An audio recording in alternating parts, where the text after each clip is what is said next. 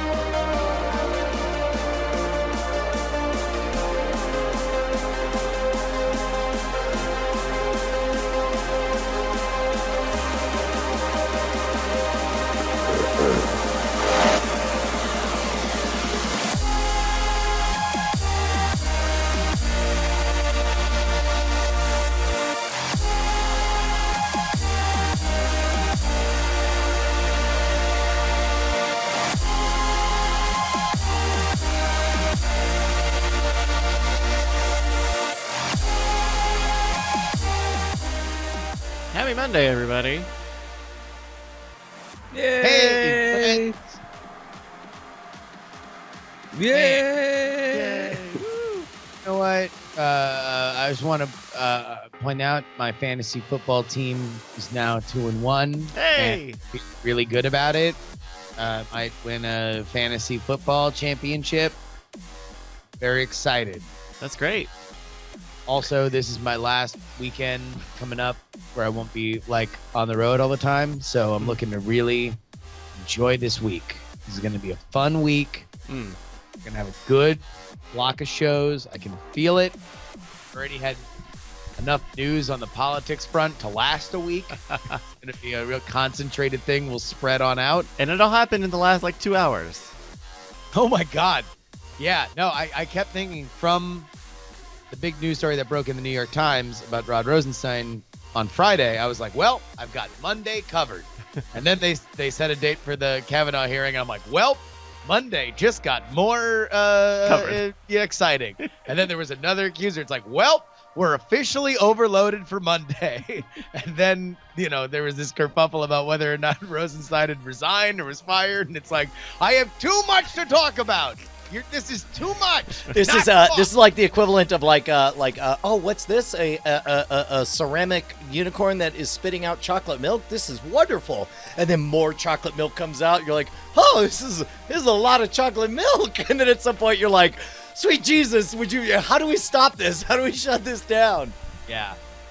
But yeah, so emergency clip went up on YouTube today, and then for everybody, $3 a week people for politics. You got a podcast to remember in your feeds. Nice. Yeah. How you doing, Andrew? Oh. Uh-oh. One word. Thinking about it. He's One trying. word. Grimace. A Smile. moment of The introspection. sneeze went away. I'm delightful. Yeah, Justin. I'm sure we've had all the news you're gonna have for the week happen today. I'm sure there's nothing else is gonna break. Of course, right? And then, of course, also, it's like now it's set. The Rosenstein thing is set to resolve on Thursday when the Kavanaugh hearing is going to happen. So I guess this is double barrel buckshot all week. But good time to be in the talking about politics business. Yeah. All right, you guys want to do your show? Hells yes. Ooh. You're goddamn right we do. Okay, recordings are going. We Got want to my do times the in sync. motherfucking show. Right. All right, then Andrew, take it away in 3, 2. Welcome to the Weird Things Podcast. I'm Andrew Main, joined by Justin Robert Young, Hello. Brian Brushwood, Ahoy. That's an original phrase I just made up. It's mine. I invented that. the Yanahoy, And never yawning, always alert, Mr. Bryce Castillo. Dude, what? Son of a... I'm sorry, that's way too close to my unique individual intellectual Dude, property yawn print. called Mahoy. It's yawning greetings in general, I feel like are my territory, and I'm not comfortable with yeah, let me register what's crappinin.org. Okay, go for it. Okay, got it. Hi, everybody. Wow. So last week we talked about that SpaceX was going to have an announcement later in the day. Yeah, we did Regarding- it, Andrew. We covered that. We covered the SpaceX. What is it going to be? More news about SpaceX or something? Well, we said there was going to be an announcement. Yeah, And then we we didn't cover the made announcement. the We announcement. covered the early, fact yeah. that An there's announcement. going to be an announcement. We covered that news. And then the announcement never came. Yeah. Carry on. Glad we covered that, everybody. Moving right along, I got a story about snakes. It's snakes. Oh wait. So there was a press conference, SpaceX, and Elon Musk, in his usual extremely smooth, well-polished fashion, came out on stage and talked about the plans for who the first person is who's commissioned their next rocket, the BFR, which stands for Big Falcon Rocket. There's no other possible interpretation of that acronym. Who the first passenger was, which is Yusaka Mazawa, MZ as he likes to be called, who's a Japanese startup billionaire. And he was kind of, I would say he was the odds-on favorite for who it was going to be. He was, I'd seen his name come up a number of times as far as somebody who they thought was going to be it, because he'd been at SpaceX events, he'd done press conferences where he had our interviews where there was a Falcon Heavy model sitting in the back, which he was the original person who booked the Falcon Heavy originally to use to go over the trip around the moon. And they said, oh, we're going to change that to the Big Falcon rocket as we focus our efforts on that.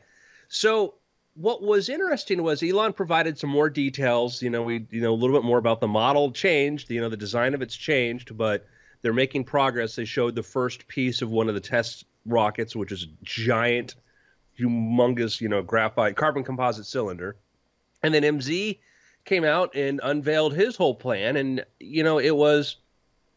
I was expecting hey, I'm some dude and I got money and I'm going to go around the moon because that would be cool. And he'd be like, all right, that's cool, dude. But no, he said, hey, I want to go around the moon, but I don't want to go around alone. And I want to bring some people with me. And he announced that the plan was that he was going to go to the moon and he's going to bring 6 or 8 people with him. And he's going to bring artists. He wants to bring artists, filmmakers, musicians, sculptors, writers, whatever. He wants to bring a group of and understand when he says he wants to bring artists with him, he started off by saying he would have loved to have brought Andy Warhol and Michael Jackson and Basquiat with him. So that's the caliber he's looking for. So if you're thinking about writing a letter right now, I'd build up my resume first. Or what if we start an orchestrated campaign to get him to lower his expectations, specifically to the level of 3 podcasters who talk about weird things? Yeah, let's say the official settle for us MZ campaign. Why not us? Why not? You know what though? For this type of endeavor, if there's not likely to there's a huge technological benefit in that it's a proof of concept that they can go to the moon, and obviously SpaceX will derive a bunch of benefit from having done this. I don't know how much hard science data needs to come out of another mission to the moon, especially if it's just going to lap around it and then come on back. Why not? Why not a bunch of artists? I mean, this is quite literally the single best, most exclusive party in the history of humanity that somebody's throwing, and I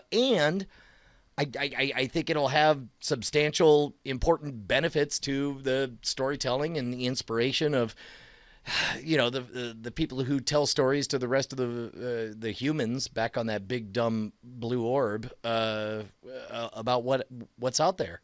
Well, and also it's not like it's the only trip that will ever be around the moon, and it's because it's the cost of this, the cost is dramatically, once BFR happens, if it happens, it's going to be extremely inexpensive compared to what we've paid before. A trip around the moon is going to be the equivalent of like, hey, I'm going to throw, a wild New Year's Eve party, in Dubai or something. It's going to be, the cost of that is going to be dramatically lower. So we will be able to send, do chartered flights. And again, it's a chartered flight. This guy says this is what I'm paying for. We will be able to do flights and stuff with astronomers, with researchers, with people and equipment and doing all this sort of stuff. And who's to say, like, when they send this around, I mean, they could build in there like amazing, mapping systems and, camera systems and things like this so we could get data. But if we don't, the idea is space is open. Now we get to go whenever we want. Not, the Apollo era was $1 billion in 1960s money per person to send them there. So, all right. And this is something that let me ask you a question, Andrew, because I did not follow up on this report. So he has not announced who the artists are going to be. He just said that the artists that he wants to travel with artists. Yeah, in what is the best ploy ever to get yourself invited to every cocktail party, every art event, everything in the world. It was like just was brilliant. It's like now, everybody's going to be your best friend. Yeah, so you knock on a door, hey, it's me. Who are you? Banksy. Yeah. If that's the case, then effectively what this means is, look, there's going to be the moment that this happens, and that's going to be a news story, and then everybody else that is on that flight will be releasing the next thing they do will be its own mini news story. I mean, if we talk about, again, to get back to, I always harp on it, but like to get back to SpaceX was the idea of trying to live stream a greenhouse from Mars because he wanted people to think more about the future and look, if we can make this technical thing possible, imagine what we can do going forward. This is the romanticism of space, but in a way that pop culture has never really seen before.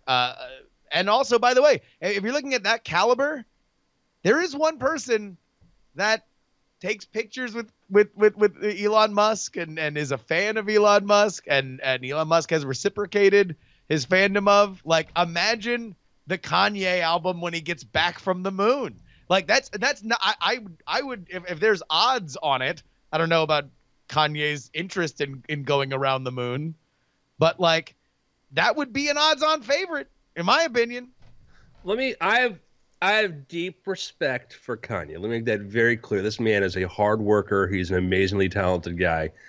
I don't know if I were one of the artists, the idea of spending a week inside of a spacecraft. That would be certainly somebody who, his last album began with "Today I decided I'm going to kill you" about himself. I don't know if maybe that might disqualify Kanye from going around the moon. But that being said, look, this I think is a tremendous opportunity for us to talk about in a way that will fascinate the world about space and to officially kind of begin this era of it's not weird that people go into space and do things.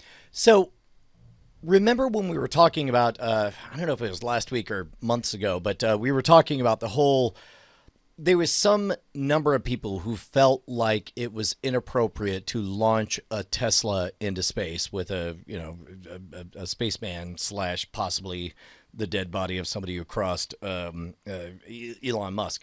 In that same regard, I think there's value to this. I think SpaceX needs to figure out how to do this, and they need a payload. And if you're going to have a payload to figure out how to do this, then why not a bunch of artists? I think it's pretty great, to be honest. And Elon Musk is very clear. They're like, oh, why did you choose him? And Elon's like, he chose us. He's the first one to come forward and pay. He said, MZ was a guy willing to pay to do this. And I think that's SpaceX's kind of response. It's funny because like the Tesla Roadster payload, as we talk, it gets criticism that's just sort of uninformed criticism of, Sure. Nobody's complained about that. Was complaining about, the last, the first Delta test launch that used concrete or whatever. It's like, because they just didn't know to care. But here, because it's a chartered flight, because it's that, space flight, listen, like, yeah, charter a flight. This is what we do. This is our business. We let you hire us to do what you want to do. You want to do scientific research, whatever. Guess what? We're an option. And I think we're going to see stuff like that because there are space agencies and organizations around the world that fund very expensive research projects. And I think that it would not surprise me if in the very near future we might find that, Australia just launched their own, space agency. You have some other countries that all of a sudden somebody might say, hey, we want to get a bunch of our universities together and we'll do an international project, but we're the founders of it. And we want to send a bunch of researchers and equipment around, and let's do that. I think that as it gets closer to a reality, it's going to become a reality. It takes a guy like MZ to say, hey, I'm gonna put down, he already, put down a substantial deposit, this, who knows how much he put down, but he already put down a ton of money, and that's the hard part for somebody to, there are people kind of with a wait and see mentality.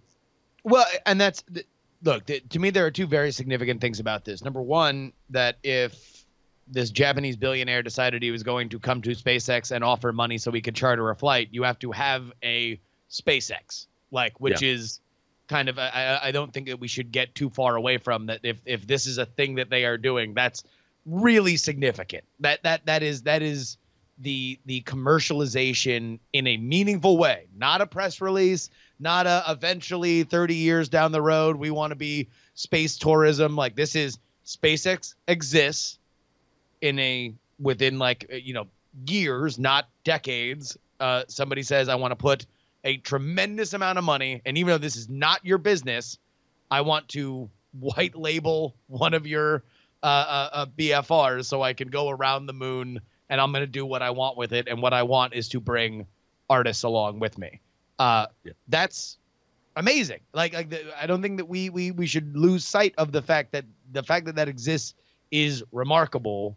Before we talk about, whether or not it's the best use of it, I think that's to me secondary.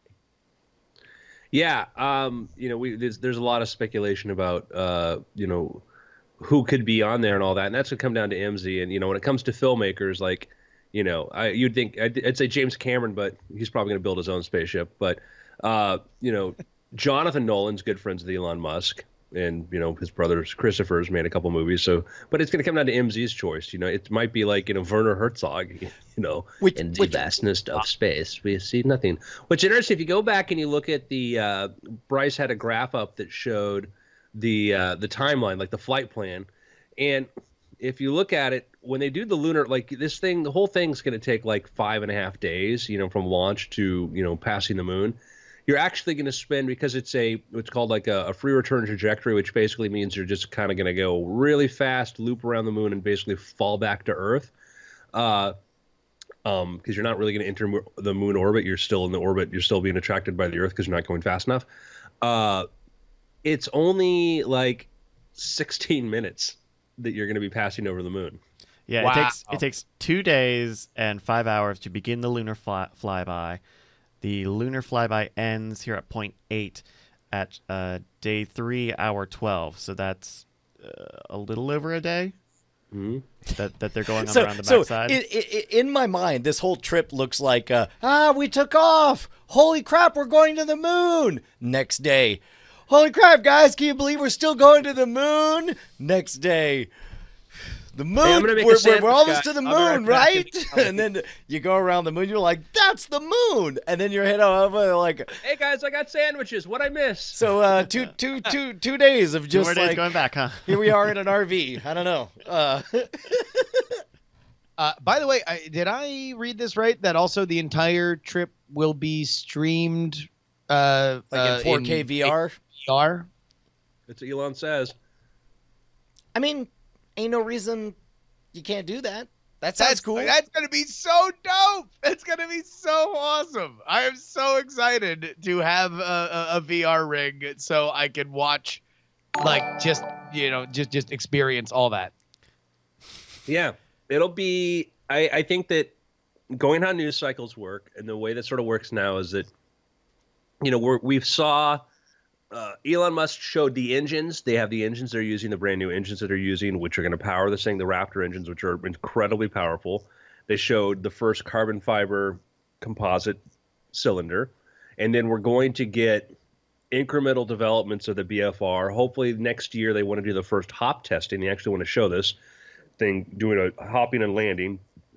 Then a couple years out, like 2022, and then we're going to get the buildup of that. Like there's going to be the hop tests of that, and then they're going to try to, I think they're going to try to go orbital in like 2020 with that, and then do the booster. And then 2022, that's still on the time frame for when they want to launch 2 BFRs to Mars unmanned and send those off to Mars and land.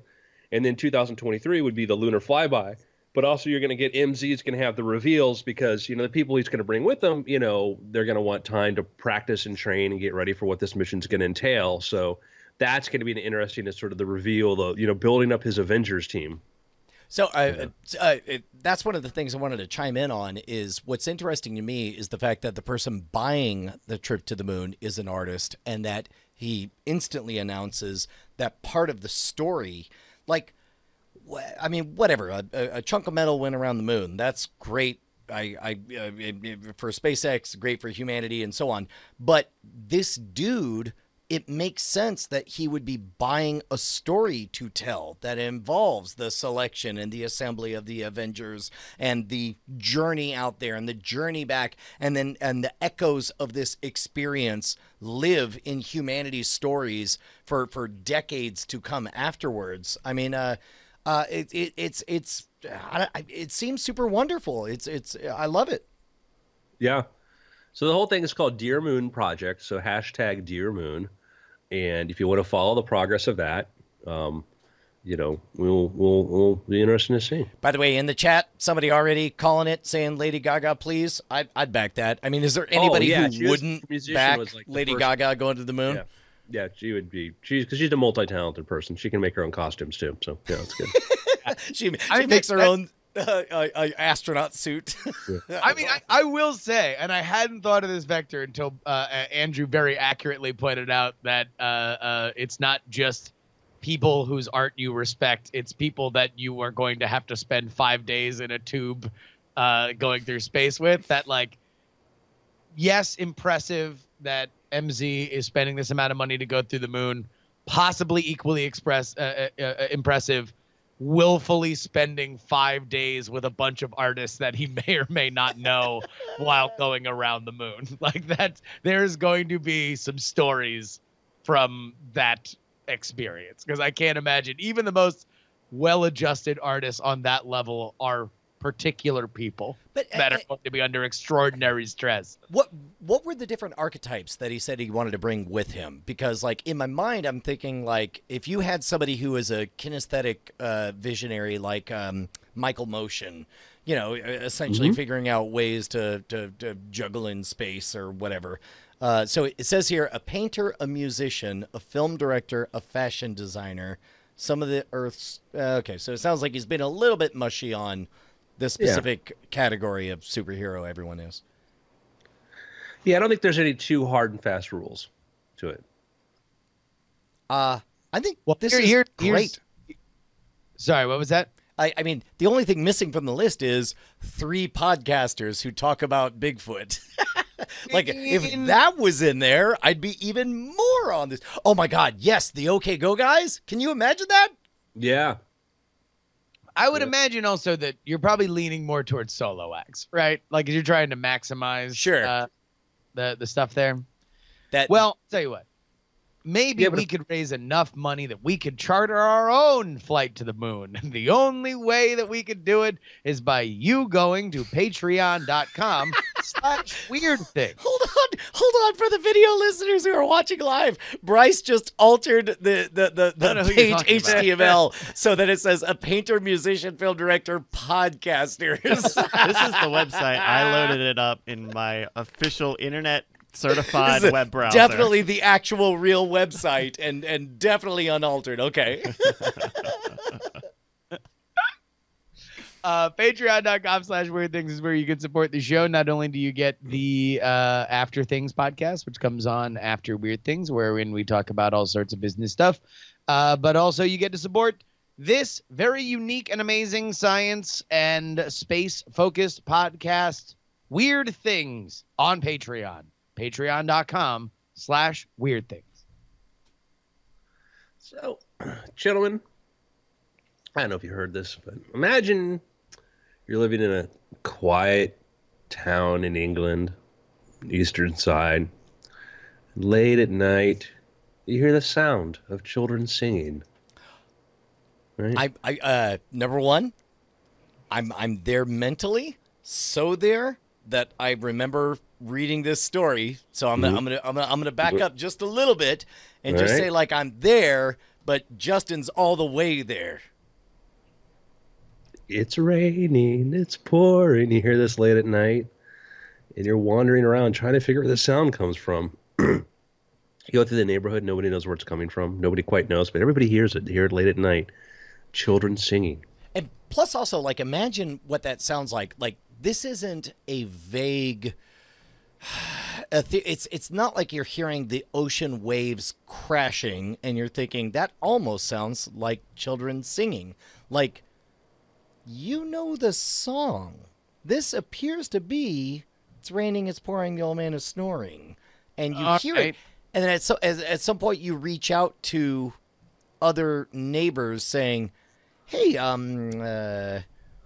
did you hear like a weird chorus of kids in the dead of night singing "It's raining, it's pouring"? The old man is snoring? 100 years ago, a bunch of children died tragically. It could be that.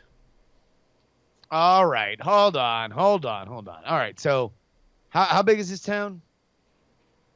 Small town, got an industrial section. All right. Yeah, let's, for sake of discussion, call it 3,000 people. Okay. And this is in a built up area or like the countryside? Largely rural. Little buildings. There are buildings there. So, all right. Well, if it were totally pastoral, I would be like, all right. Well, now I'm kind of SOL. If it's some kind of buildings, and that means that there can be some sort of sound system that is doing something creepy. I mean, that's what I would suspect. It's somebody just being a creep and playing some creepy stuff late at night. You know, it's getting into the spooky season. You know, next thing you know, it's going to be a creaking door and an old woman cackling. Yeah. Like, it's just one of them Halloween records. I mean, Justin, and for those hi, in the chat room, the goal is not to cue the hosts onto what's going on. That is how we play the game. Hey, Justin, it's me, your neighbor. Here we are just out of Ipswich. Look, I understand that you think it's some kind of prankster, but, like, what kind of prankster would regularly, in the dead of night, start playing a chorus of children singing a song? Like, to what benefit? We all know that Halloween isn't for at least the other side of this year. Halloween happened last year. It's not going to happen again this year. What are you doing? I mean, well, because it's very obviously creepy. So if they wanted to creep everybody, maybe it's one of them social experiment people where they want to see, you know, the foundations of our own sanity and how long it'll take before the entire town acknowledges what is very obviously happening. Oh, I'm sorry. So you're saying that this is all part of a viral marketing stunt for a haunted house, which does not exist and has never come to this town before, that we're just going to keep playing. Of all things, it's raining, it's pouring, the old man is snoring in a children's chorus that we're going to hear night after night after night at random intervals? Explain to me where's the profit motive on this? So I was not thinking that there was a profit motive. I thought it was just for the lulz, but if somebody greenlit that idea, then good luck getting people into your haunted house. I mean, but even for the lulz, I mean, that's a decent chunk of change. You gotta get a PV amp. You gotta have electricity, and you get some speakers. You get an iPod. You hit the button. You know that you can even automate it. You could set it on as an alarm. Hold that on, just hold goes on, off. hold on. Let's take a sidebar. No longer playing characters. Justin, Yeah. I'm having this thought. You know my obsession with Nextdoor.com. Is it worth figuring out a way to prank my neighborhood with some, like, whatever this scheme is you have in your mind?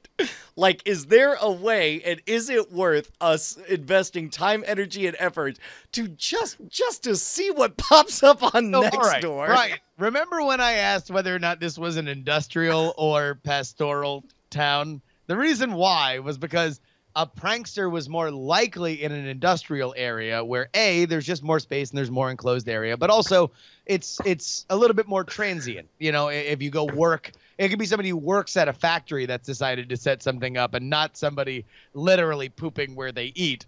If you were to do it in your neighborhood, the only reveal beyond you just deciding that you wanted to watch maniacally people on Nextdoor.com saying, does anybody else hear the creepy children's chorus at 1 o'clock in the morning, literally every morning, is you saying, ha ha, it's me, the king of pranks, Brian Brushwood. At which point you immediately become the worst person in the neighborhood that everybody hates. I mean, we already have that title, so really, what's he got to lose? okay, like, what if they... Okay, just hear me out, fellas. What if the voice hidden inside a speaker, powered by batteries, is wrapped in a shrub, and it once, every other hour or whatever, just says the word weird, and then like we never go public with it. It's just this small town, this area outskirting Austin is haunted by a ghost who for some reason says the word weird. This is an awful idea, and this is bad for a million different reasons. I think it would work though. If you wanted to creep out your neighborhood by issuing or having everybody hear the same creepy thing at the same time every night or at different times, but in the dead of night, you could very easily creep the hell out of your neighborhood. Yeah. So I'll give you just an idea. So I got to hang out with Mason Jonathan last night, who is notorious for the pranks he pulls on. This is a guy that has like a full-size wolf sculpture thing that will drop down in front of a window as people walk by the house and see a werewolf. I mean, all sorts of stuff he has rigged out. But he told me about one he does where, and he's at, back there, Vegas, people will be hanging out in the backyard, and he'll be like, hey guys, just so you know, one of the tigers from Siegfried and Roy's show escaped. Please are on the lookout. It's on the news, but one of the tigers is out there. Okay. And they're like, and people are like, okay. And he lets it linger and people forget about it. The casual priming that he does to yeah, set he's up very the good. bit. He lays it down there. He's got, he's very good at setting that stuff up. He's got a great story about Coolio and a fake snake. But anyhow, he lays that out there. People kind of forget about it. And then he takes a rolled up tube. And then what he'll do is he'll walk up behind somebody later that night, and then go in their ear, put the tube up in the ear and go, do this roar, this, tiger type growl. And people go, ah! So he describes this. He says this. And then we're sitting there talking to Christopher Hart, the magician. And then, I don't know, about 15, 20 minutes later, Jonathan gets up, disappears, and I see him sneak up behind Chris. And you know exactly what's coming next. And Chris goes, I'm like, middle of LA, no tigers around there. Andrew, I gotta admit, you're not doing much to dissuade me from this idea of gaslighting my whole neighborhood. I would say also, you would be the first person they would guess, right? I mean, last time they got upset, it was because they thought a deranged homeless person was screaming out in the Greenbelt, and it turned out that it was me dressed as a deranged homeless person screaming because we were shooting some stuff for Game On. Yeah. All right. Yeah. So, Brian, I don't see anything that could go wrong. We used to have in Florida, remember the Outhouse Bandit? The Outhouse Bandit? That sounds familiar, but I don't remember. That was like every Halloween was like this guy would drop off a full outhouse in the middle of like the courthouse square or something like this. I'm sorry, he would deposit? Do you call it a bandit when their job is to deposit structures in places? I think it was, let me call it that. Let me try to remember. The outhouse bandit. He stole the free 2x2 Outhouse. space that used to be here and replaced it with an outhouse. Outhouse gang. Outhouse gang. That was Outhouse gang. So they've been doing this for like 80 years. This thing that's been going on where they like would prank by like dropping off an outhouse or something like in front of City Hall or something like this. It's been like just a long-standing thing. This is from 2000. The Outhouse gang got out their Halloween shenanigans again. For the 82nd year in a row, the masked crew, known for their Potterland acts, eluded Hollandale Beach Police Department in its best efforts. Since 1929, the crew has left an outhouse covered with political and other messages outside of the city post office. One year it was modest, another was a two-tiered condo-esque concoction, regardless it targets a host of political figures while providing commentary on our current events. So they leave it to be disassembled and taken away by the police. Well, they leave it where it will, yeah, I mean, it gets mixed into the news. Everybody talks about this, and then, it's been a long-running thing that's been going on forever, like this, nobody knows who it is, Well, all right, hold on, wait a minute. So what happened with this? It's raining and snoring. The old man, or it's raining and snoring. Look, the answer is, Justin, we're working on it. You got to give us a little bit of time. We only just now hatched this scheme. I think we have a clip of it that we can listen to very briefly here. Let's see. The old man is snoring. He went to bed and bumped his head. Couldn't get up in the morning. That's fairly unambiguous, Justin. How does that alter things for you? Oh no, I mean, it is very sufficiently creepy. I don't think that that's up for any kind of debate. I didn't think it was anything other than somebody playing audio. But oh my god, So here's where it goes. Finally, they trace this. They realize it's coming from an industrial building, right? Like, oh, an industrial building. There's a building. We've located where this is. Clearly, it's the PA system or something like this. Well, they talk to the owners. Like, hey, listen, we're hearing creepy children's music late at night. And they're like, well, that shouldn't be happening. Like, what do you mean it shouldn't be happening? Like, no, like, well, yeah, we have an alarm system that uses that, but it's only triggered by motion if something is moving inside of our building. Then we would get the music. So it went from creepy to kind of even more creepy in a way. Like, yeah, there's nobody here at night. There's no way. Okay, separate. Pause. Side jag. Who says, hey, is this 1-800 security systems? I need a security system. It was like, yeah, this is 1-800 security systems. Well, what do you want? It was like, well, I mean, I want to be able to know when people are there. It's like, okay, well, we've got Klaxon, we've got Zaxxon, we've got Jackson, where we play Janet Jackson music. Like, what sounds would you like to indicate that an intruder is in your house? And then somebody at some point has to say, I would like the sound of children singing It's Raining, It's Pouring to be the alarm. I think it's more of a deterrent to scare people away. And I think that they're having a meeting like, guys, we don't have a lot of money to spend on a system. And somebody's like, it's England. Like, why don't we hire a ghost? And they're like, you can't hire a ghost, like you can't, you're like, oh, well, what? Because you can't pay them? Listen, Boris, we can do whatever we want, all right?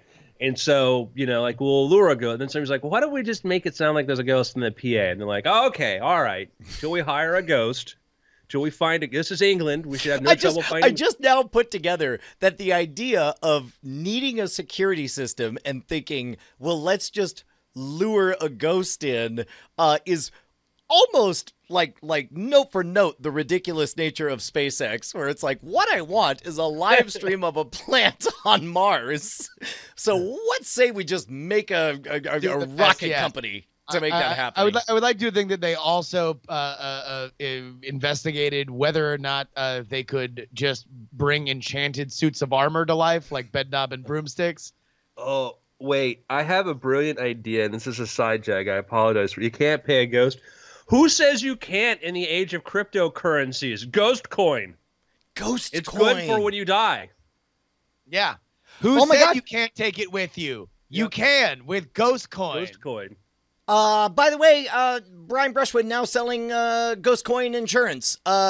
Give me dumb human dollars now, and I'll cover all your expenses in the ghost realm for only one amount of monies. I'll super duper make sure that you're rich in the afterlife. All right. So wait. So now they say that this is a alarm and should only be triggered when people are in there. So this is them saying that, like, all right, let's say some old, skullduggery's going down in whatever factory that they're trying to protect, that their way of doing it, instead of it being a loud blaring noise that would signal the police, they're like, we don't need that. We'll creep them out. We'll have them running out when they believe that they have summoned some kind of creepy child ghost. Basically. So now they're trying to figure out what's triggering this sound, right? And so I'm going to don't quite know the full details of how this discovery of this investigation took place, but we'll fill them in ourselves, as is our objective scientific procedure we do here on Weird Things. Like, all right, do you have any security cam footage? Like, yes. Like, all right, let's go back to 2:13 a.m. when the ghostly sound started to go. And you're seeing these sort of surveillance footage from around the building, kind of like Five Nights at Freddy's, like this empty corridor. Like, okay, now it's starting to play in here.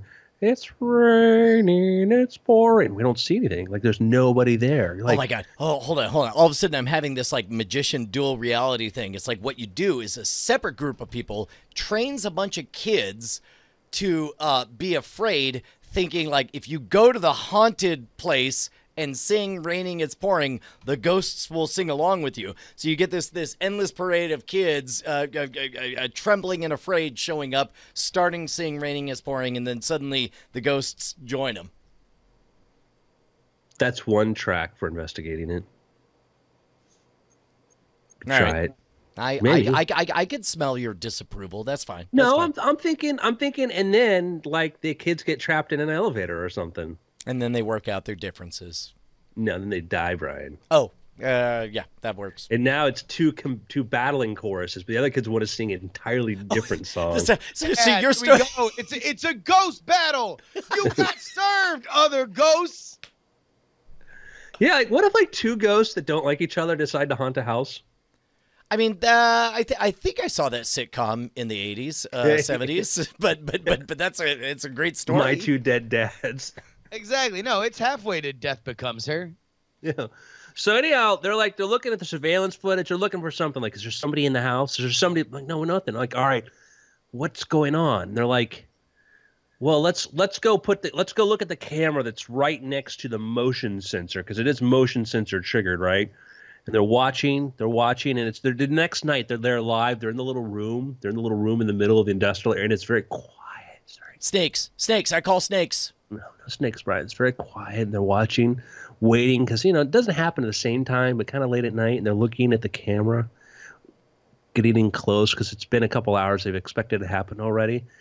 Then all of a sudden, just a flicker, something by the camera, just a flicker, something that just looks like it just moved by fast, and they hear, it's raining, it's pouring, it's raining, and now we decide, all right, we've got to go run out and go into the corridor to see what this is.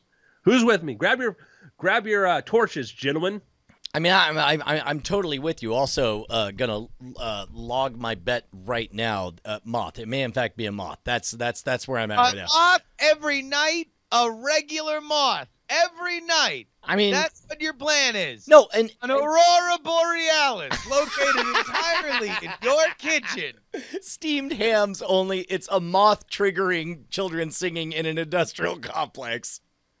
So we run down the corridor. We got our flashlights. We run down to the spot where it's coming from. As we're running down, and we're hearing, "It's raining." It's echoing through there too. It's raining. It's raining. It's pouring. It's pouring. And we're getting to the source of it. You know, our flashlights, our torches, whatever you want to call it. We're starting to tremble as our hands. We get to the corridor where it happened. We flash our lights all around looking for somebody. Oh, did I feel? Oh, no, that's Brian right by my shoulder. It's Justin over my other shoulder. Oh, okay, all right. Toby tapped me on the back, but nobody's there. It's just my nerves. And we look up. We aim the light up at the motion sensor. And there we see it, Justin, looking at us, staring at us. In the background, we hear, "It's raining. It's pouring." We find out what's been triggering the motion sensor. What's your guess, bro? I think it's a cat. No. Spiders, Justin. It's spiders. If it's not snakes, it's spiders. Look, there's only two natural occurring characters on this podcast, and we wait, already hold on. eliminated snakes. So number one, this is for real. This really happened. Yeah. So I mean, there for is real as a British newspaper can be. there is a factory for which has decided that the most effective alarm sound is this song, and have it connected to, with no manual override, no, like, it just immediately starts playing as so loud that the entire town can hear it. It's raining, it's pouring, the old man is snoring. That's what you would have me believe. I mean, it's not outside the realm of possibility. If you were here in this house right now, and I casually mentioned, like, "Hey, I got to drop the kid off for her Pilates. Will you please select a sound for the alarm to make?" That seems like the kind of thing you might pick from a menu. Also, don't alarms normally go to the cops? Like, aren't like, why would the cops not be Brett, called? they won't show up. They won't show up. Here we go. A spokesman from the site said, "The sound is only supposed to act as a deterrent for opportunistic thieves that come onto our property, and it's not designed to be, or it's designed only to be heard by people on our private land." I mean, that if I were somebody who was looking to strip out copper tubing or copper wiring to sell, that seems like that would get me to just scurry on off. I'm not saying it's not effective, that if somebody, thieves in general, that time of night might not exactly be, MI6 level precision. Maybe there's a little under the influence. Maybe you're a little susceptible to spooky thoughts. That's why I dress up as a bat. What's that? That's why I dress up as a bat to fight crime.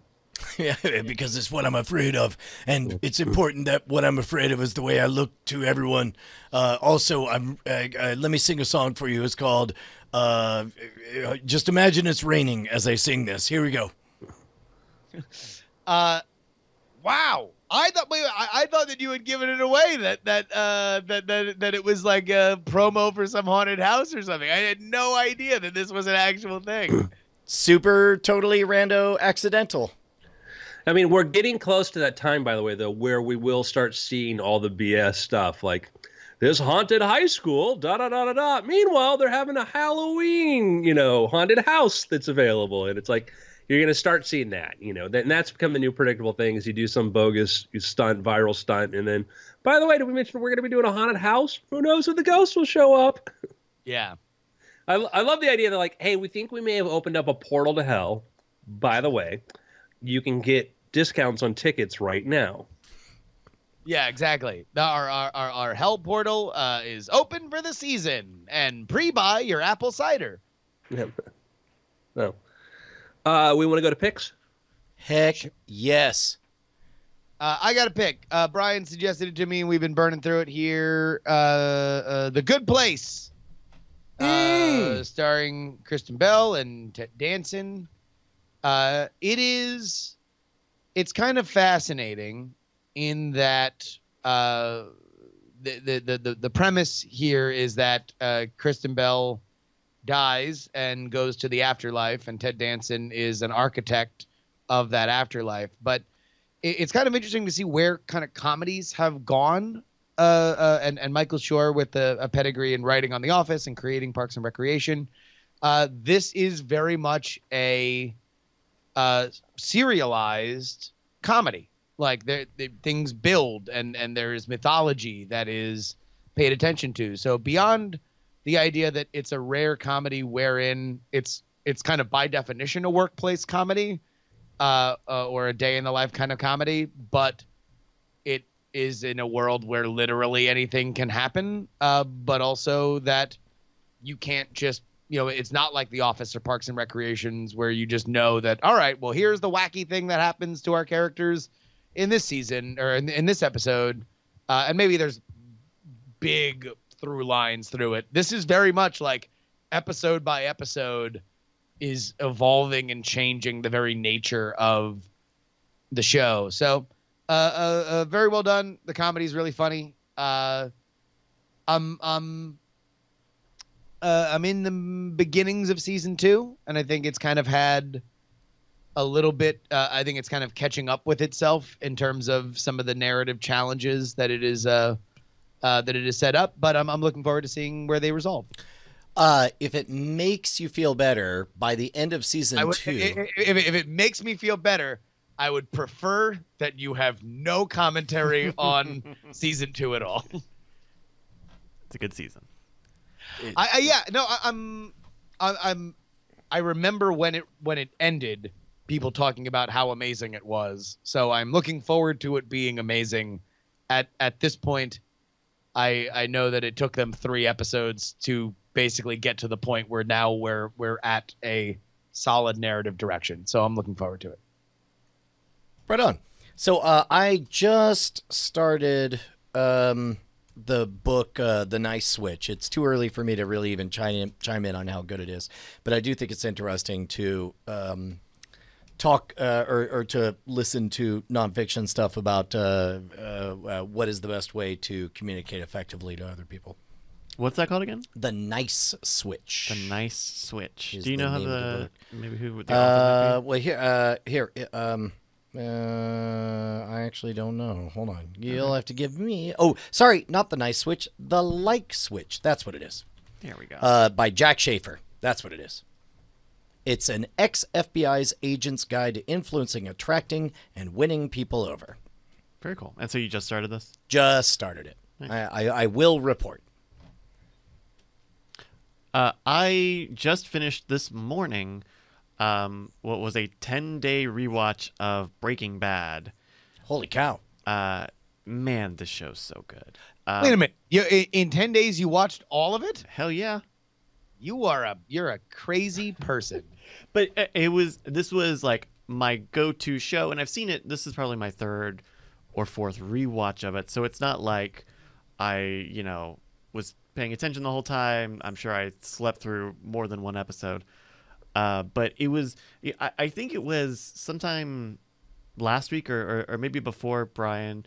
But you had reminded me that someone had made a cut of Breaking Bad, like a short cut. As a movie, a 2.5-hour movie. Basically, what's his name? Jesse, almost virtually absent from it. Yeah, and I still have not seen that cut, but it was an interesting thing to be reminded of going back into watching Breaking Bad and knowing, the behind-the-scenes story that, oh yeah, they wanted to kill off Aaron Paul's character Jesse after the first season. But he was just too good. He's very good. He's very likable, and he really is like the good person to Walter White's sort of evil person. It's a great like high drama show, and it does a good job of like portraying not an anti-hero but a legitimate bad guy, like a supervillain. Like Walter White looks like a supervillain with the goatee and the bald head and the, distributing hundreds of thousands of pounds of methamphetamine to the Southwest United States. And the murdering. And the murders, sure. Yeah. I mean, whatever. And also the lying that we just keep on going. The murdering and the lying and the... I've said this before, and I'll say it again. Like, the show initially turned me off when I tried to watch the first episode because to me it was very clear he was a bad guy. Not because of what he did, but his reasoning, his rationale for what he did. And when I tried to watch it the first time, I'm like, no, he doesn't buy this motivation for this. So I'm like, this is a bad, because I'll be like, oh, it's great. This guy people describe it like this guy has to do this and all this, and I'm like, no, that's not what's. And it, probably the writer in me was picking up on like, no, we're given an excuse that seems like a likely excuse for him to do this, and it seemed to me like this seems like sort of flimsy justification for doing it. And then I went back and watched it again, and then I listened to like an interview with Vince Gilligan, and where he's talking about like no, he's bad, he's clearly bad, and I'm like, oh, good, you guys are ahead of me, you really are ahead of me in your writing, you really are planning like I'm going to introduce a villain, but people aren't going to realize he's a bad guy from the beginning. They're going to think he's just this, and then as you get into it, you're like, he's a deeply rooted, hateful guy. And like that's what I have heard from a lot of people who have never finished or only like just started watching and stopped, was like, oh, I don't really like this Walt guy. He seems like a bad dude, whatever. But I think it might have been a similar quote from you, Andrew. But yeah, Vince Gilligan was out there saying like, yeah, I wanted to write a story about a good person who becomes bad, not is an anti-hero, not a renegade, but is willfully being the bad guy in the story. So you might know what's funny about that show, and when you look at the reaction to his wife, to Skylar, in the show, which I think is unfounded. I think she is a very realized character. Oh no, I think it to me is not only the red herring for people who view Breaking Bad in the way that Andrew was talking about, that like, oh no, Breaking Bad, sure, he breaks some laws and maybe he has to make some bad moral decisions, but what is he supposed to do? And after all, like, he can't find any joy with his harpy wife always yelling at him and ruining the fun of what we're enjoying, in front of us, when it's like, really, to me, by the end of that show, what you realize is even when she's hectoring of him and even when she is kind of pecking at him, you have to wonder what we come into his story at a very specific point, and you have to wonder how much somebody that is married to him realizes, like, no, he's prone to making very bad decisions, and we don't know we never find out what really went down with him and his old, his old flame and her boyfriend and all that stuff. Yeah. Like that there's like, by the end of it, you're left to think like, no, she's been like, there's us as the viewer. It's always like whenever there's like a show, for whatever reason, Dollhouse to me, it always stands out as the example of this, that like you are building an incorrect foundation to a show when your protagonists are actively trying to shut down the reason why it's an interesting show. In the chat, Codes from Home is asking if buying a beige Aztec was one of those fundamentally poor decisions that he made in the past. Stubbornness. Probably, yeah. But like there's this moment in Breaking Bad where on one level you're like, no, like, it's a cool show because he's this like, slip sliding into awful meth dealer supervillain, and Skylar just keeps wanting to ruin the fun and keep him on the straight and narrow. But I think that's kind of, she at the end of it, in a show full of some realistic, some cartoonish kind of characters, I think was maybe for me by the end of it, the like, the fact that we keep pulling further and further away from her, and now fully you realize, oh no, she was the lighthouse to decency. And she was like the most principled one. Yeah, the fact that we keep moving further. Well, and by the way, that's one of the greatest moments, spoiler alert, in the series, is when it comes to that big reveal moment. She's like, yeah, no, I get it, dummy. I can tell. Obviously, you've been lying to me. You're not a good liar. Yeah, correct. And I guess you're selling, I mean, it's the fact that they grant her at that important moment when we are primed after 50 years of television to expect this to be a big deal reveal, and instead she's like, yes, no, I get it, dummy, whatever. Like, that was great. It's a fantastic show. And it's like the other, like, really great recurring sort of theme of the show is like ingenuity and interesting technical expertise and making that seem interesting, right? Like the idea of like the method of cooking meth and going into, you know, this kind of fakey sciencey stuff about it, but then making the steps of that process feel interesting, and the train heist, which is a really incredible The one scene with of Jesse tension. Plemons in there. Yeah. You know, from like really strong visual storytelling to finding ways to make pretty much every moment of that series captivating. Incredibly strong. If you haven't, or if you stopped watching Breaking Bad or whatever, you really should give it a full go. I'm gonna catch it. I got into like I think I'm like 2 seasons behind, you know, the end. But I really dug it. Yeah, that whole point that Justin brought up to you about when you watch crime shows and you're kind of rooting for it. No, don't stop it. You know, we almost make the good guys out to be bad guys because they're the ones going to stop the fun. I kind of watched an American Made, you know, the Doug Liman, Tom Cruise film about Barry Seal, which sort of had that element to it too. And it's also the problem now with crime films is like there's a template, you know, like, hey, I'm kind of a normal person, maybe a little on the edge, and then I get into this thing, and then I get deeper, and then I have these close calls, and it's scary, and then I'm either in jail, in hiding, you know, or dead, you know, kind of thing. But that was sort of like that element there of like, hey, you're rooting for a drug smuggler because, you know, you don't want him to get caught because it's the game of it. And that's what, you know, is going on in Ozark right now. So I'm like maybe 4 episodes into Ozark, which I think it's a great show. You know, Season but also, 1 or 2? What's that? Season 1 or 2 of Ozark. Two.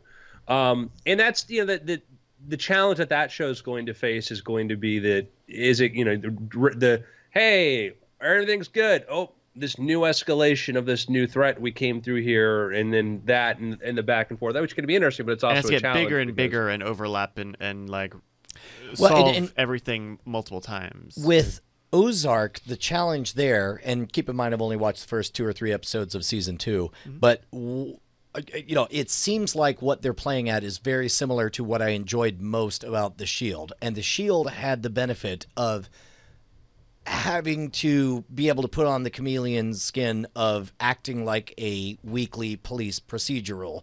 And so as a result, when things weren't about the core narrative, it didn't really, you know, trigger anything in your mind. Whereas Ozark is very much about the core narrative, and it's like, I don't know. It'll be interesting to see if they can get quite as many miles out of Ozark as they were able to get out of The Shield. Mm-hmm. Well, I think they're setting it up. I mean, there's I don't want to get too much into, like, I don't know what happened. The outcome of season 2 is, but things they're trying to put in place for season 2, it's if they happen, then great. Then we're going to have a different challenge base to deal with in a season 3 and whatnot. So, you know, be interesting. So, yeah, I do think also tone. That's, you know, to just bring it back to Breaking Bad. Part of what I think is so special about that show is that it adjusts its tone in a way that by the time that you get a climactic scene that ends in a literal like Looney Tunes Tex Avery kind of moment, Shootout, yeah. you're like, oh wow, I guess I was watching that show. I guess like all along, like the characters felt so real, the tension felt so real, but we're so far away from a kind of scummy teacher deciding that he wants to become a meth cooker, which is like an outsized yet very real sort of moment, and all these real touchstones that we get to this like, oh no, it's an international conspiracy, and there's all these like colorful villains, and they have all these like crazy things. That was a show that always dared itself to say, all right, well, he got out of the craziest thing ever. Now, how does he get out of the next craziest thing? It always 2x'd every problem that it faced, which was, I think maybe if you're going to ding it at all, it might have hit a wall by the final season. Say it. Let's talk about the Norm Macdonald theory that Vince Gilligan will never admit in public. I don't know the Norm Macdonald theory, but I don't want to ruin it for Andrew. All right. And, yeah. All right. If you're familiar, Check out the Norm Macdonald theory. Yeah. All right. So so I guess the Ozark Seasons, you check that out, and then I've had the iPhone XS Max for a few days. Ooh. How do you like the Max? I'm weak, so it's heavy. It's a large. Basically, holding half a laptop in my hand. And I remember we joked when the first time, Apple joined the phablet, craze and followed lead, everybody else was doing on those. We joked like, oh, it's an iPad Mini. It really feels like an iPad Mini in a good way. I found so far typing on it a lot easier. So yeah, this is one of those weird moments for me because normally I've always been every generation buy a new iPhone thing, but and I liked my a Plus when I had it, 6 or 7 Plus. 7 Plus, I think, is what you had. Yeah. But this is the first year that I'm so happy with my iPhone 10 that I didn't jump on the new generation. Yeah. I skipped like the 7 Plus or something because there was like one year I got like, man, this is just incrementally not enough for me because they had, the 7 had the fingerprint sensor and the 7 Plus like ours is faster or whatever, and so like that wasn't enough. And then when I went to the 10, I was thrilled with the 10. I thought the 10 I really liked that. It's funny, everybody made fun of the notch. Now every phone has a notch now. I've been very happy that so far. I like the speed. I mean, it's fast. I mean, and like just how fast things that should move slower, how fast it goes. But I think it's like if you're happy with your phone, you're happy with your phone, And there's something for everybody out there, They're great Android phones now, Oh, yeah. Totally. I did not update. The price kind of scared me off for the Max because I really didn't. I like my form factor enough that I was going to stay with the 10, but I did want the Max because I do miss the larger form factor of the Plus. But price scared me off a little bit, and I'll just wait for the next one, and it'll be super awesome. And because the 10 for me has been a delight. I have the Apple program, the upgrade program. Oh yeah, how was getting that? Because that seemed like a pretty easy process. Yeah, it's super easy because like the day before you can go online, pre-fill everything out. Then the night of, when at midnight, you can just click buy, and then so what that is, it's like they have different different tiers, so you pay like a monthly installment, depending on which phone you got, and then you get a new phone every year. So but you return your previous one, or you can keep it and not get the new one. Yeah, and so you can buy it out. So basically, it's like a revolving loan. So basically it takes out the anxiety of that yearly cycle, and instead just makes it whatever. That's my monthly thing. Yeah, starting at like $40 a month. You can do this. So I of course got the stupid maxed out phone, but like $40-$50 a month, whatever. And then you pay your phone $600 a year phone tax, and then you get a new phone every year. So I just do that. Yeah, I have a similar program with T-Mobile where we can get a new phone every 6 months or something, and so it makes sense in that scheme for me to at least get the new phone every year, since I'm going to be paying pretty much the same amount for it. I ended up getting the 10s, and I did not have the 10 last year, but the Face ID stuff is magical.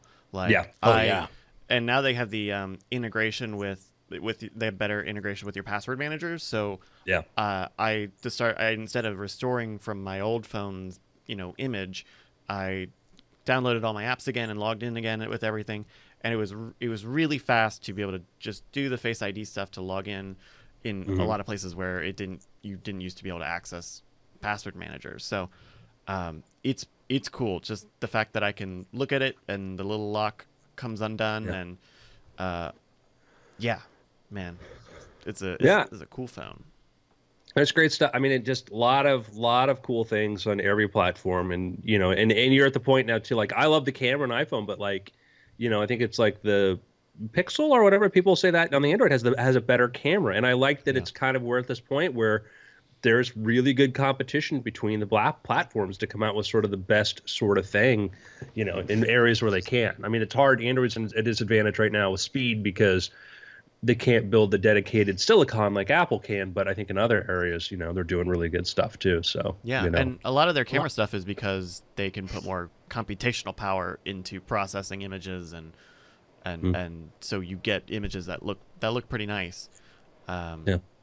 I don't know. I haven't spent too much time with the phone on this because I like using the little portrait lens on here, and the depth slider where you can make it look more out of focus after the fact is really cool.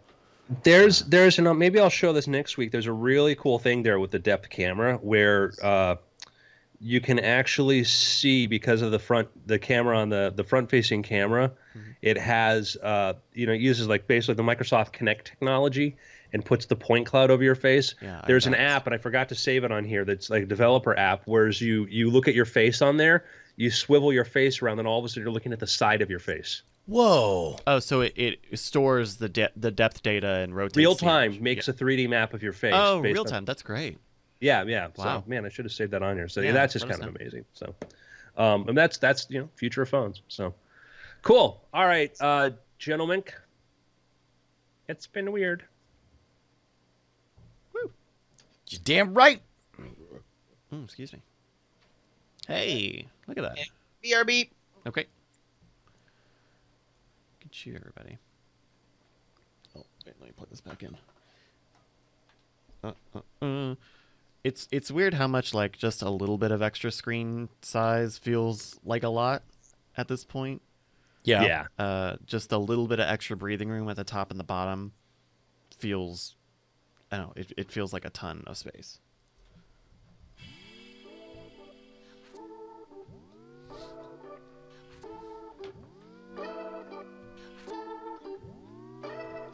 Oh. You spent all this time Yo. thinking Yo. of Yo. me. Yo. Oh, How damn. come you're Oh, not damn, y'all. there? Oh, damn. Got me. Freestyling over slow rhymes. Freestyling all the time. I'm a freestyler. I don't cost money. That's right. Not even a dime. Myself, but I'd rather be with you. I don't think I'm gonna be able to join you guys for after things. Oh, okay. Yeah, there's a conference call I'm supposed to jump in on. Oh, no worries. Oh, damn. You don't have DTNS, do you, Justin? No. Nope. Awesome. Are you okay with that, Justin? If I bug out and take this call? A-okay. Yeah. Yeah, WJ says I'll start caring about Apple when they go back to making iPad minis. Yeah, I really like my iPad mini 4. That seems like a very weird thing to totally base like a decision on. Like, I will never buy another Apple product unless they bring back the iPad Mini. Bring back the Nano. Why? Where is the Nano? Certainly. Well, it's just a long way of saying. No, why haven't they brought back the Nano? Although, but that's actually too close to home. That's like the one thing that I think is unironic about Rush Limbaugh is that he is a gigantic Apple fanboy. I used to be into the Wintel machines, but then I finally discovered that it's better in the Apple ecosystem. I don't think that there is a time in which, in the time where I was listening to Rush Limbaugh on a regular basis, that at some point around new Apple announcements, he wouldn't seamlessly go from like, and that's why Nancy Pelosi's scheme has been unveiled. Coming up next, I'll tell you whether or not I'm buying the new iPod Touch. And he would go into fairly well sorted. If you were to just take his quotes and run it as a tech columnist, he would be a credible tech columnist. But it's one of those things where everybody wants to be doing a thing that they're not doing, and he has 3 hours to fill, and so he's just going to say, like, amidst everything, that's why when you look at the supply side advantage that Apple has over the marketplace, it was fun. I don't know. I remember when he got like the Mac store, whatever he went to, he got them to upgrade and they put like a Blu-ray in there, right? Mhm. And it wasn't Blu-ray on Mac. And I remember like Leo or somebody, they were like, he says he has Blu-ray, but he can't have Blu-ray or whatever. There was this sort of like they were debate calling on- him out on it's the not an specifics option? of like that's not possible. iPod Touchers are still $200, y'all. That seems wild to me. I'm gonna Wait, I'm for gonna make reals? a real quick video here. I put Yeah. this thing on here, so I'm gonna do a screen recording, which I love that function, by the way. Yeah. Let's see what I can. Oh, by the way, you want to know why it would be 200? Is because that's also that's kid fodder, right? Like, Yeah. if you want to give your kid a thing that doesn't have cellular on it but is on Wi-Fi, then the iPod Touch is probably still the weapon of choice if it's not an old phone. Yeah, that does make a lot of sense. But still, yeah, Making a video to show you guys something here. sure. It's good because I was just thinking, like, I mean, is somebody going to show me a video or not? All right.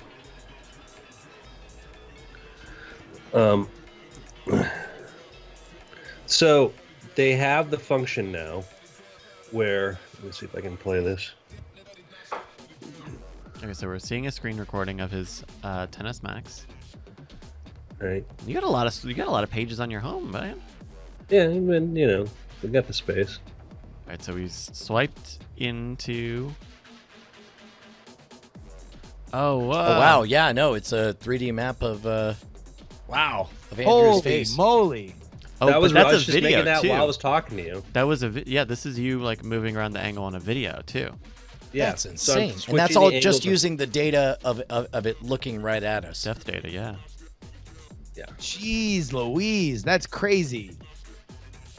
So yeah, that's Hang on, that's some it zoom can make a options. 3D Wow. map of your face, which is how it does some of the cool depth stuff and all that now.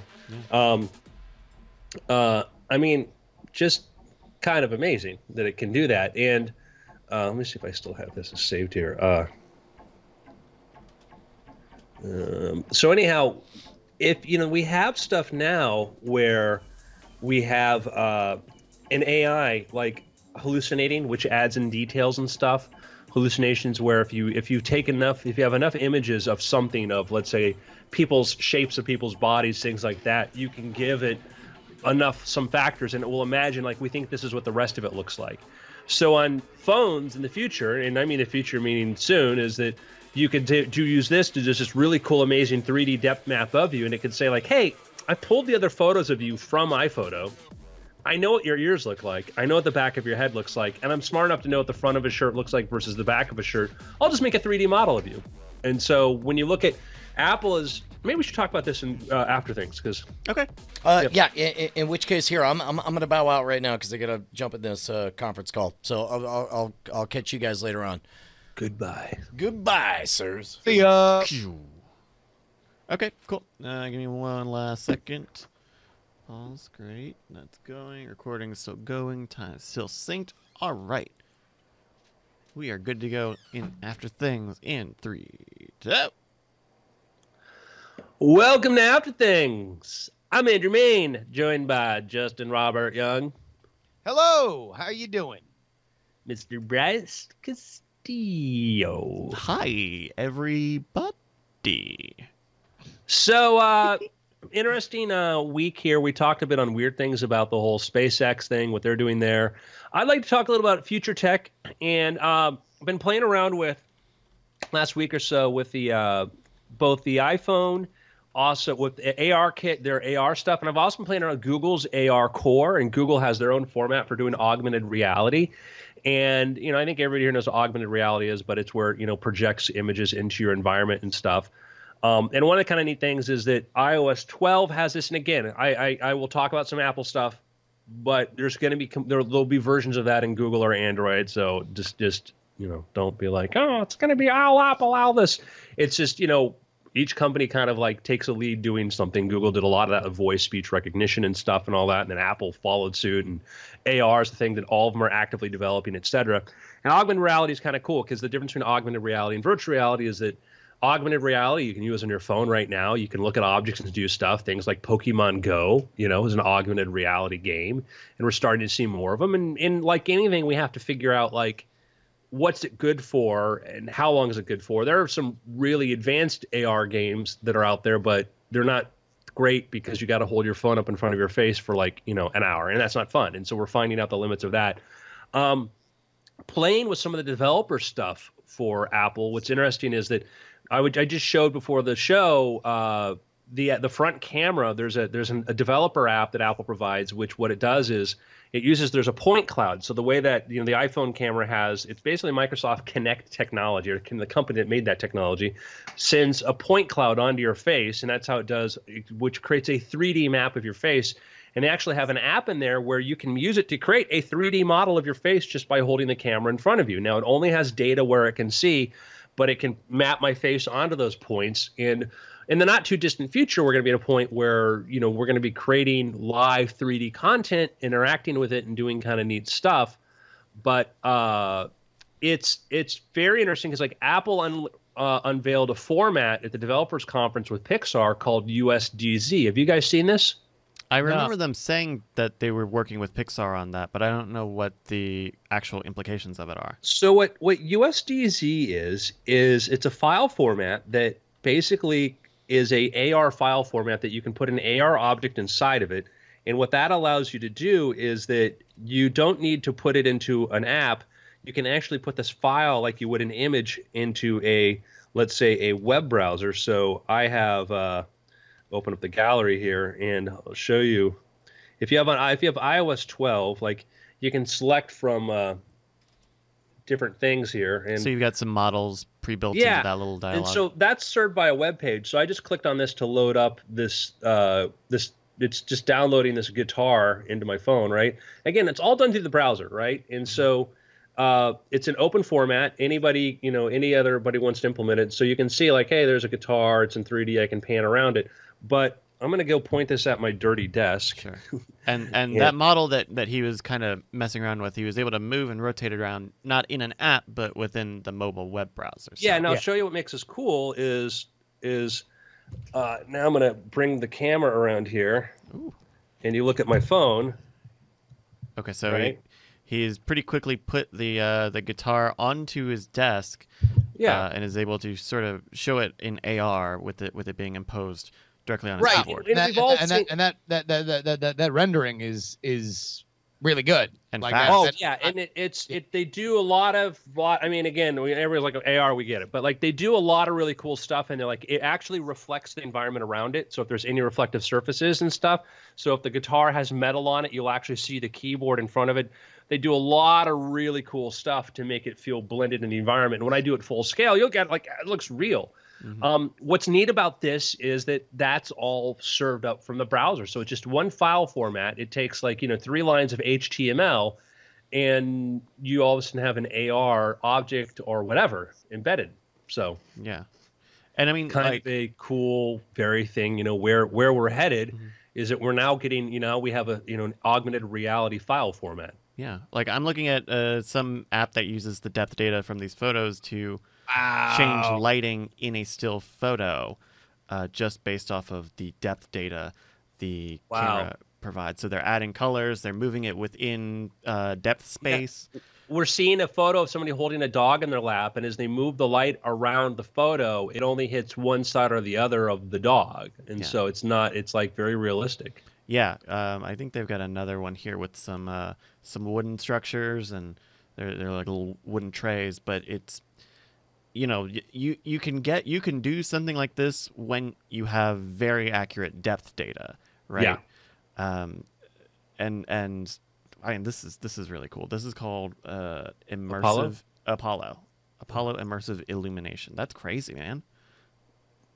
Yeah, we're heading fast into, when the phone inside everybody's pocket is able to real-time process. And that's the thing, is like, showing this to friends who've been in, VFX for years, where they're watching ARKit in real time, 60 frames per second, process this image and create a hyper-realistic object in space that the camera can pan around and move with. I mean, it's insane, the computations this does, they have what's called plane detection. So the iPhone tries to figure out what's a flat plane, and now they're able to do flat surfaces and also walls. So you're going to start seeing apps and stuff where, interactive VR experiences where you can now map your house. You can walk around with your phone and create a whole 3D map of your house. So then, there's a company that just got funding, and what they're going to do is they're developing like immersive games that will adapt to your environment around you, which, sort of the obvious sort of thing to do with that.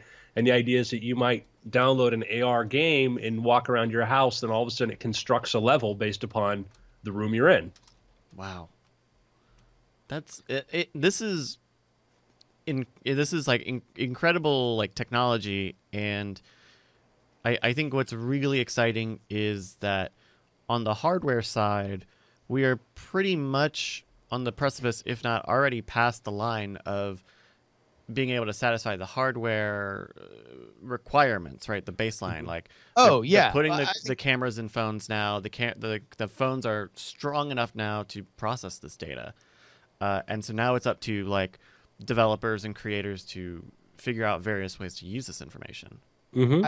I totally agree. I think the biggest limitations so far are battery, right? So anything that is going for a long time, it is going to kill the battery. It's the reason why for Pokemon Go, despite the fact that it does have really good AR stuff in it, most people who play it a lot turn it off just because it's already a battery intensive game that takes even more.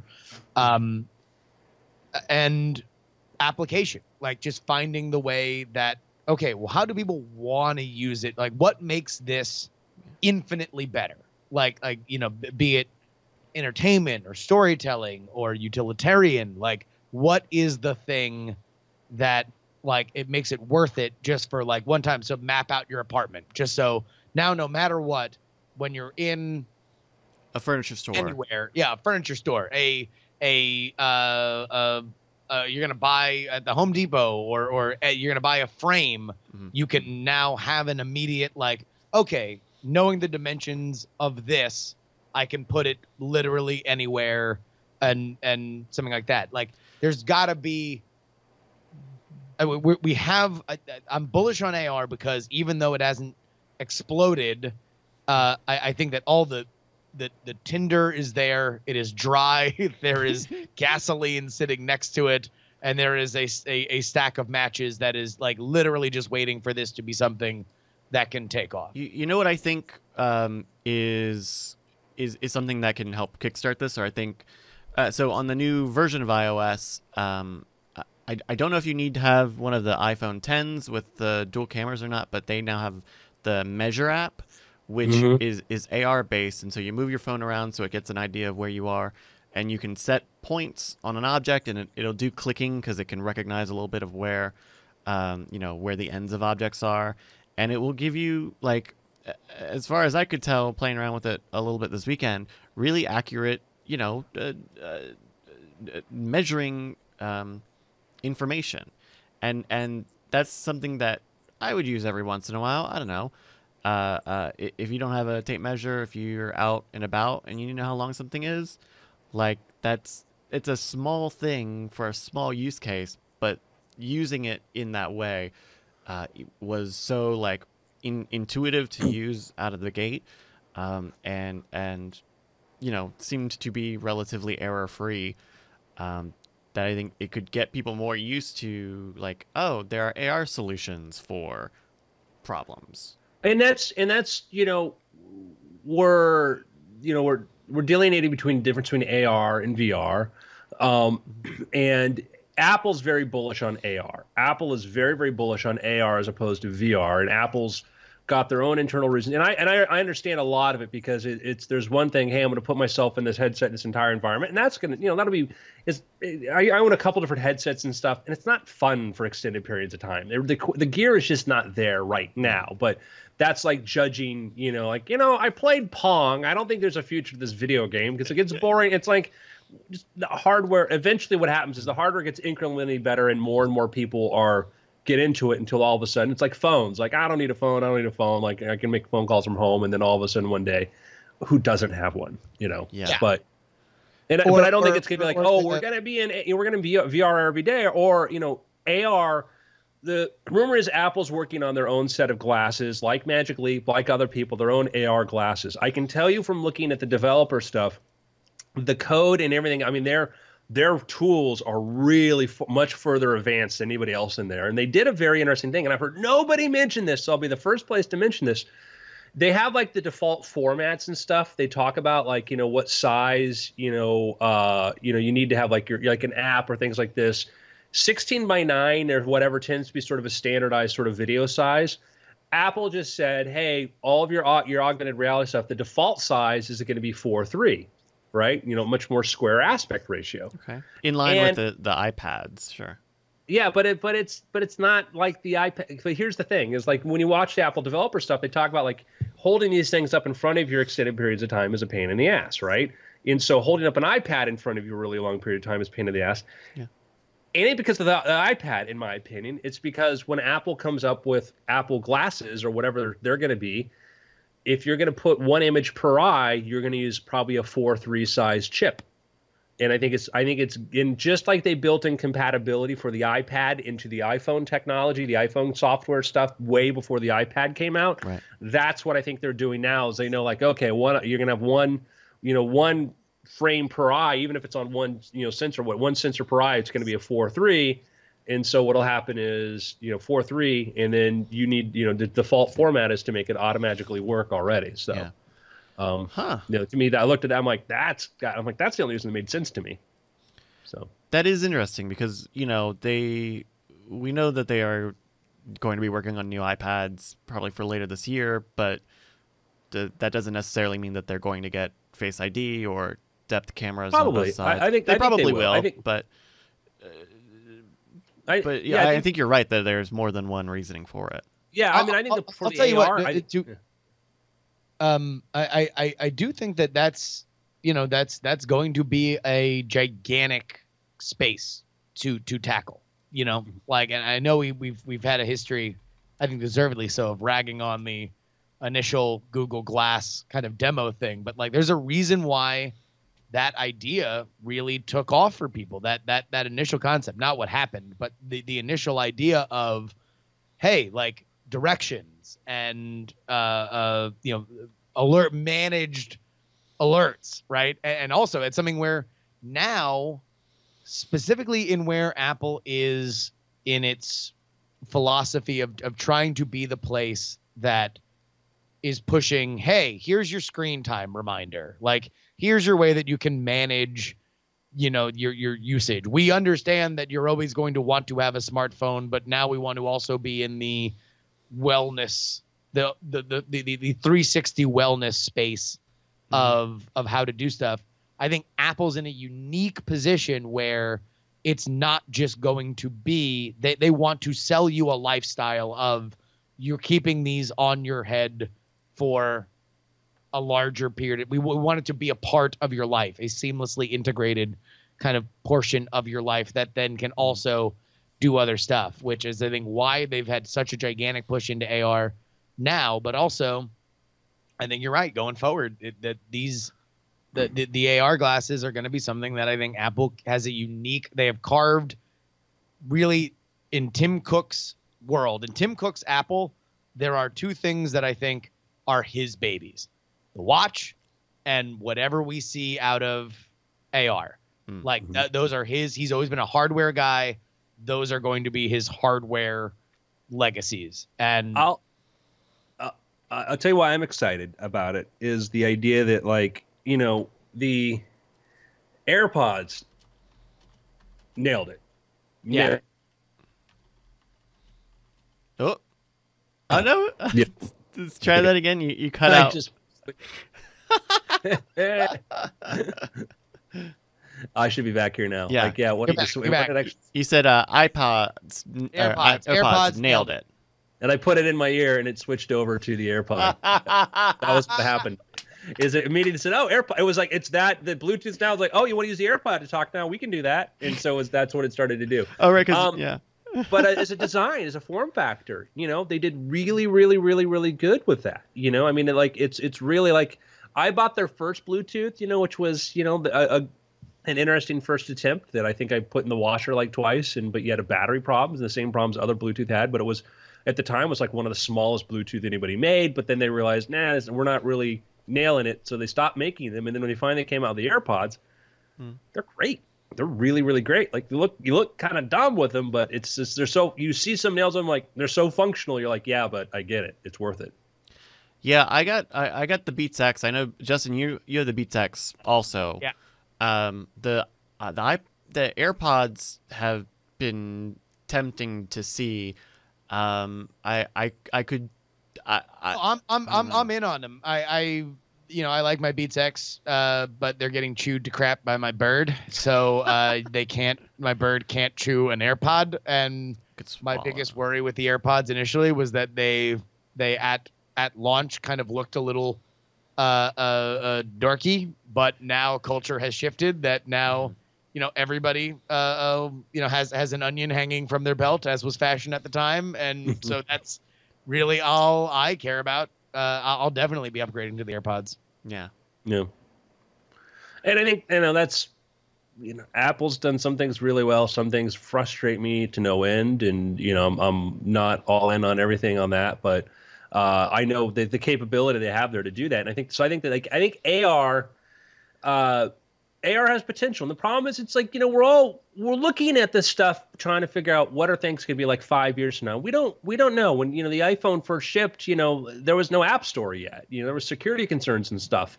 And now we live in an internet that's shaped by App Store and Google Play. Those are important drivers of our economy. That 10 years ago they did not exist.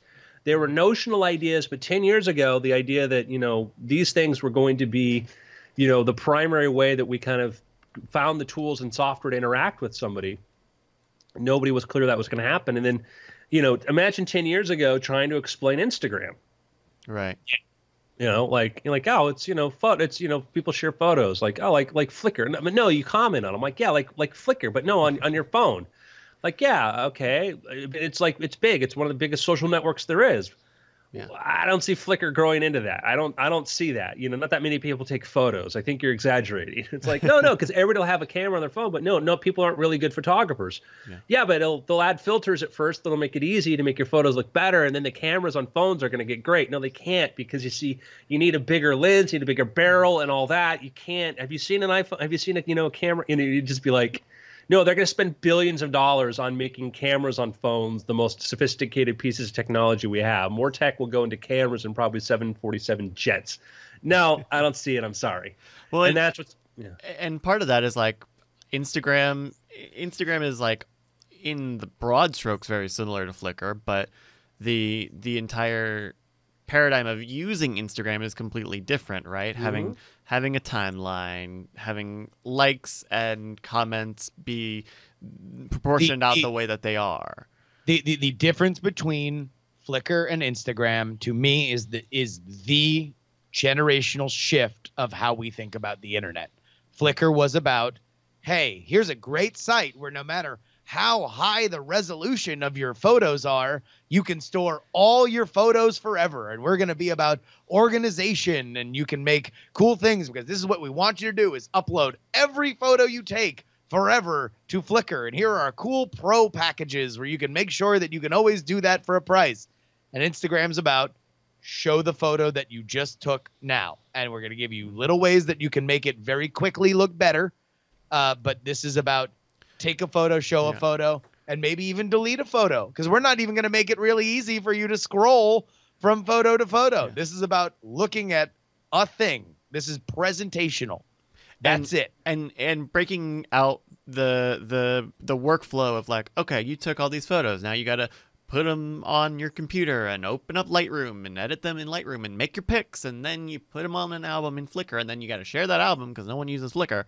Where it's like, you're here, you just took the photo at the place, you did a filter in 2 seconds, you adjusted the tilt shift, and you put your comment and some hashtags, and you tagged people, and now it's out. And now it's in, you shrunk down the process of it too. But also, I think a big factor is everybody you knew could have it. Mm-hmm. Everybody I knew had a camera when Instagram came out. Everybody had a camera on their phone. Everybody had the camera, had access to the camera.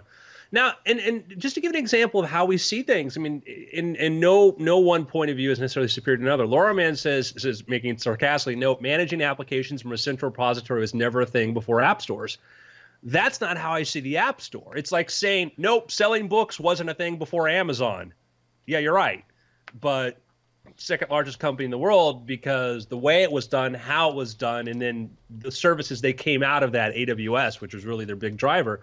And that's just it. Is it like, yeah, these things exist in some form before, but all of a sudden somebody changes it and makes it Flickr to Instagram Flickr was, hey, now it's on your phone. Mm-hmm. By the way, phones have cameras. and now everybody has a camera and can take photos anytime they want and not have to go through the process of transferring cards and all this. It's like, yeah, taking photos and sharing with people, that was a thing before Instagram. Somehow, what did Instagram do? It wasn't a big technological leap. It just had to be, the prevalence of cameras and phones and things like this, and actually simplifying it a thing. Which is why, you keep seeing like new attempts at social networks right now, and them trying to be a little different, but kind of different versions of what we have now. Whereas, whatever apps we're using 10 or 15 years from now will probably be relatively different from what we're using now, in the same way that what we're using now is relatively different from a MySpace or AIM or ICQ, whatever. That's what DeLoreman says. Distro repositories were actually curated to an extent. Yeah, and like, Sure. How many times has your mom typed git and knit into a command line? It's yes, these things are there, but there's a point at which it becomes appified and streamlined, and the average person who has no idea what's going on behind the scenes, and there's a platform where you say, as I talk about this with friends, like, oh, I have an idea for this. I'm like, do we make it web-based or app-based? Like, no, you should probably make it app-based because people trust app. They know the average person knows what an app store is. They know to go get it. They know how to do this. Versus, just brew dot. It's not that. It's this. I think there's so much of as pattern recognizing creatures, we can either look at what is similar, or we can recognize what is different. And that's the biggest thing that I think is philosophical. Like that's something that I find myself every day whenever I look at something and I'm like, come on. Well, that could be better. That could be different. That could be changed. I don't know why you did this when you could have done this. And it's like, well, how about I shut up and instead of thinking how this is similar to things that I have an understanding about, how about I understand and appreciate what is different, why this is here, why this changed, why people glommed onto it, because I think that there's, to not to put too fine a point on it, that might be the source of all knowledge. Like that might be literally the only things worth paying attention to. I agree, and I think I know I fall victim to that a lot because it's like we try to imagine the future by imagining just sort of a bigger version of the present. And I started going to VRLA, or these meetups that grew into this big, huge sort of events. And I think I took you to one, Justin, a couple years ago. And so I went to one of the first ones was like 60 people. Now like thousands of people show up at these things, and watching people talk about VR and what it's going to be and what it's going to be. And I was interested in playing the tech, but I was not like, this is the year. And I get into kind of somewhat arguments with people like, oh yeah, next year it's going to blow up. I'm like, why do you say that? Oh, because every phone now can be plugged into this thing and can do VR. I'm like, yeah, I've done that. It's not a great experience. It's not there yet. I'm like, it's not there yet. And it's not to say, and people are like, oh, well, they said that about this. I'm like, I'm not saying it won't be there. I'm just saying it's not Tuesday. Yeah. Well, and it takes a lot of these different technologies to come out and try to have their thing and be clunky and be whatever it is, too early, too expensive, too processor intensive, until we reach that point where everything converges to passing that bar once and then 10 times, and then everything passes that bar just by definition. I would say an analogy would be if you looked at I think the first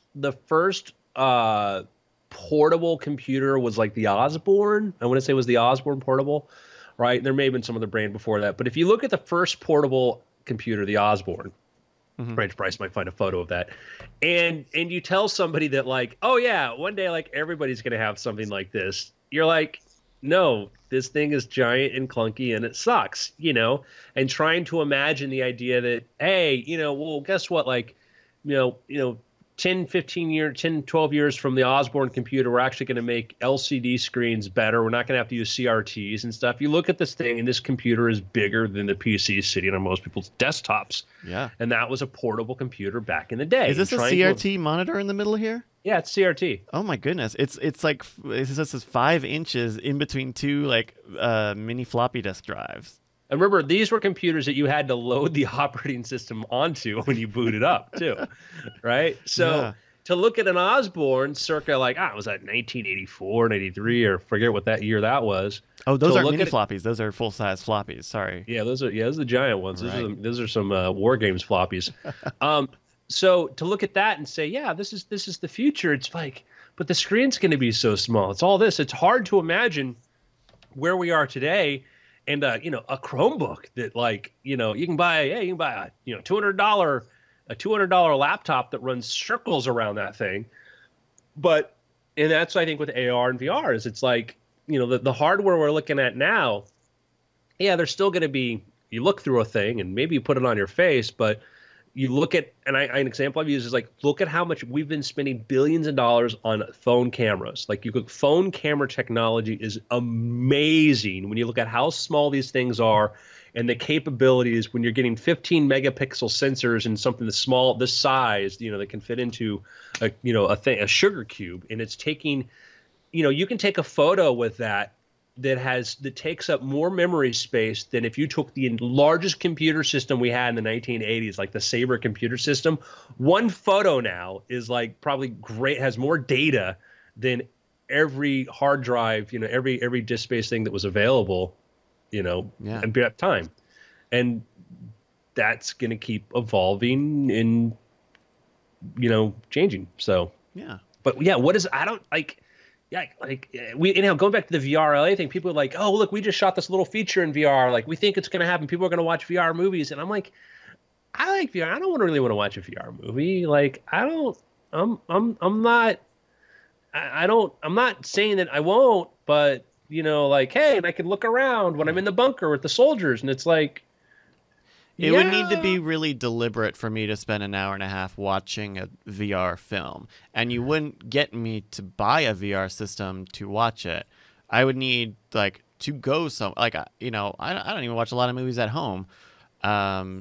So I would need some sort of movie theater equivalent of VR to put me in there for the best VR movie that's been ever made yet.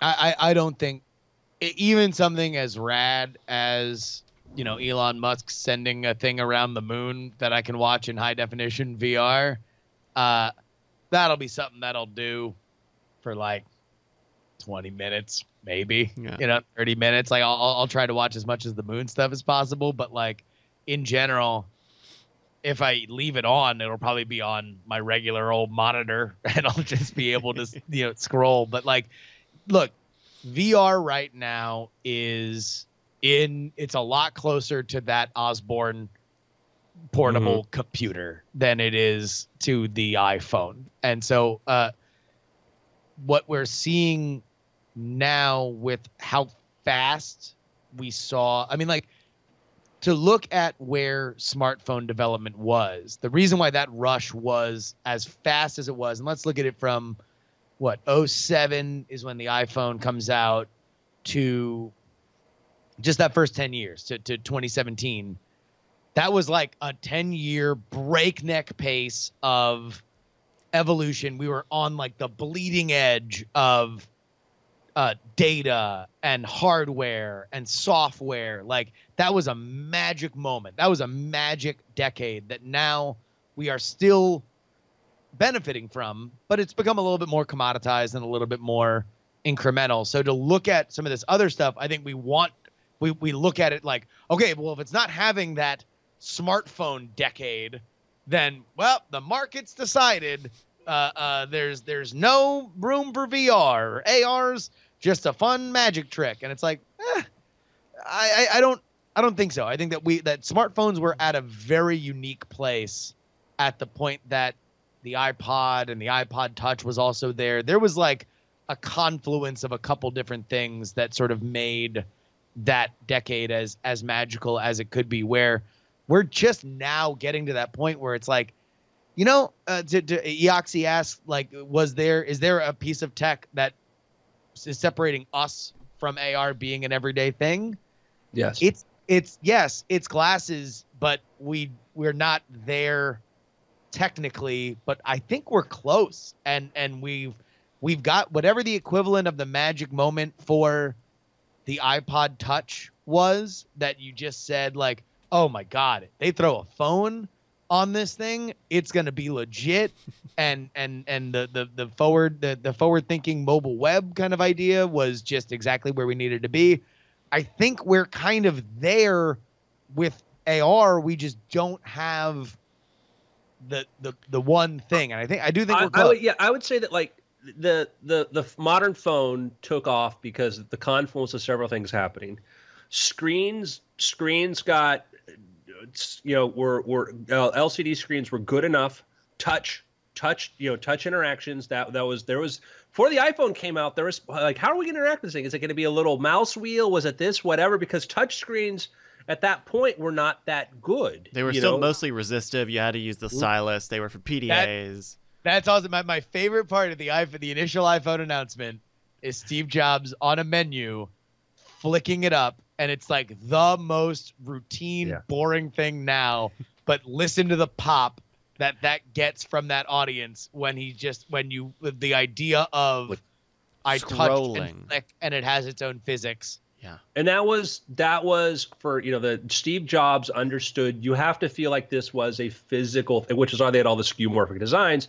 You have to feel like it's a physical thing. He's like, if we're going to touch the screen, things need to move like they do with your fingers. And that became and you could say, well, that was the obvious choice. That would be the obvious thing. It wasn't obvious at the time that that's where all the effort should be put into, that was where you should put that energy into. It wasn't clear to anybody, that people could say, yeah, and not in the future, we'll be able to do this. And then Apple made a bet like, let's spend the money and the time to figure out how to do this now.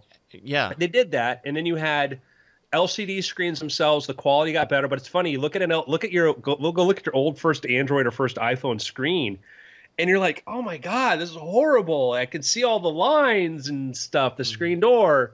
And you look at now, and how these displays are just seamless.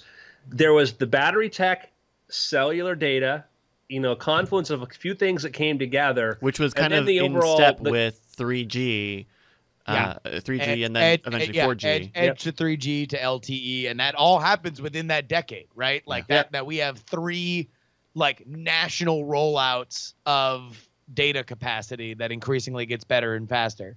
And then the idea of creating the stork idea, like this is where you go to, before internet, you go anywhere you get your apps, and there were places that different companies had their own, like Windows that did stuff and you buy apps or whatever from here.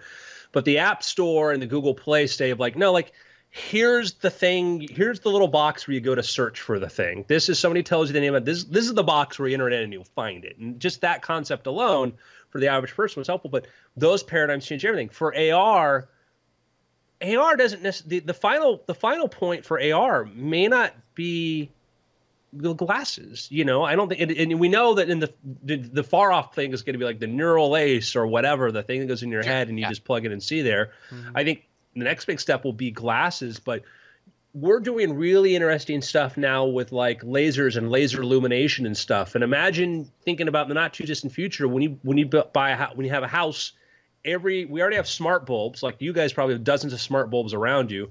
Imagine when every bulb around you is basically a projection TV system, right? And everything that's illuminated in your house is illuminated by something like that. So when you want to have an AR experience, your house becomes this thing. Justin it looks like Obi-Wan Kenobi now. And I think that's kind of a not too far out version is going to be, you can have the glasses, but also like, oh yeah, my house is rigged up for AR because every light in here can either, because you can create really incredible 3D looking systems if you can track people and create things that move with you and track with you. And when you control all the surface, that'll be kind of a cool thing. Plus, I mean, look, I see it says every demo is putting a dinosaur on a table or some useless thing. Just all I'm asking is just let's assume that is Hello World. Right. That's every website's every website's just a page that says Hello World. Who cares, right? Just that this is a tool. It is a functionality. I do think, look, there's a point. The larger question is what gets us to the point where we don't care about this anymore. Yeah, that's your question, because it will happen, and it will happen sooner than we think. I see. Man, your point. Like, I was at one of these VR things, and somebody says like, "Oh yeah, we've got a new VR company like that. You should try our demo." And I said, "Okay." Before I put this on, am I going to see a skate park or a concert? And there is this pause. Like, "Oh, you've seen it?" I'm like, "No, I've seen every other demo." Right. And it's the only thing people can think to show is a skate park or a concert. And it's like, well, we're going to do concert streaming. Like, yeah, that's going to be the breakthrough. And you just sort of reach this point where it's like the developers, people who are working on the tech, you get people working on the code. They often don't have any ideas on what to do with it. And then you get the people, the opportunists who come in here are like, I can do this. And they're just looking at like, how can I make money? And it takes a while to figure out. Remember the first App Store apps? What was the number one? It was like the fart app. Yeah. And it takes time for the software and hardware integration to work just right. I saw a video over the weekend with some of the early with some of the guys who were at Apple while they were developing the iPhone, and they talk about at the time they wanted to use a click wheel style interface for the iPhone, because they had the iPod, and that was, talking about taking the popular thing and blowing that up, until they realized, oh, well, when you want to put a phone number in, it's just a rotary phone. We've gone back to the rotary dial. Yeah. And it takes a long time for someone to get over that hump. Or when they were talking about keyboards, right? They had like 80 different keyboard prototypes, and it wasn't until someone was like, well, what if we adjust the touch targets as you're typing, so you're more likely to type the right code, the right letters, and suddenly typing on a touch screen becomes fast and remember, accurate. the iPhone is doomed because it didn't have a physical keyboard. Right. That was conventional wisdom. It's doomed. People need a physical keyboard. It's the BlackBerry at the time. Because everyone they wanted it to be an iPhone version of BlackBerry. Now, try to find a phone that has a physical keyboard. Right. And OpenBio brings up, convincing people to use it. He brings up 3D TV. I don't think it's convincing people to use it. I think it's creating something that's useful. 3D TV was useless. It was, hey, everybody, I got this 3D TV. It's great. Well, it came with 4 pairs of glasses. If anybody else wants to come watch it with me here, I need to buy some extra glasses to it. And now we're going to watch this thing. We're going to watch a football game in 3D, which... Granted, in my argument about 3D is that 3D effectively, really, as far as the brain process, kind of stops once you get to the edge of your fingertips, because that's where it's useful. Beyond that, we have other ways of telling distance, and demos that are really good are ones that cheat it or whatever. And watching sports games and stuff like that, I'm like, there's cool stuff with AR where like you watch a basketball game on your coffee table, and I'm like, that might be kind of cool. There's the factor of how long you want to wear the glasses for. But 3D TV was, I think, pushed by companies because TV companies made a ton of money when we went to HD, because we're buying HD, we're buying new players, buying all this sort of stuff. And they saw this gold rush with 3D TV. They're like, well, we'll get everybody buying 3D TVs, right? And then they're going to all have this. And also, ESPN and sports and stuff were a focus, because that was a big change when it came to HD. Everyone, it's like to go from pre-HD from standard def to high def on sports, you were like, oh my God, this is a wholly different thing. But 3D is just too immersive, and it forgets the fact that HD for sports is passive, whether or not people realize it, and they confuse fandom and passion for not realizing that. Even people who are hardcore, like Bryce is a Oregon Ducks fan. Go Ducks!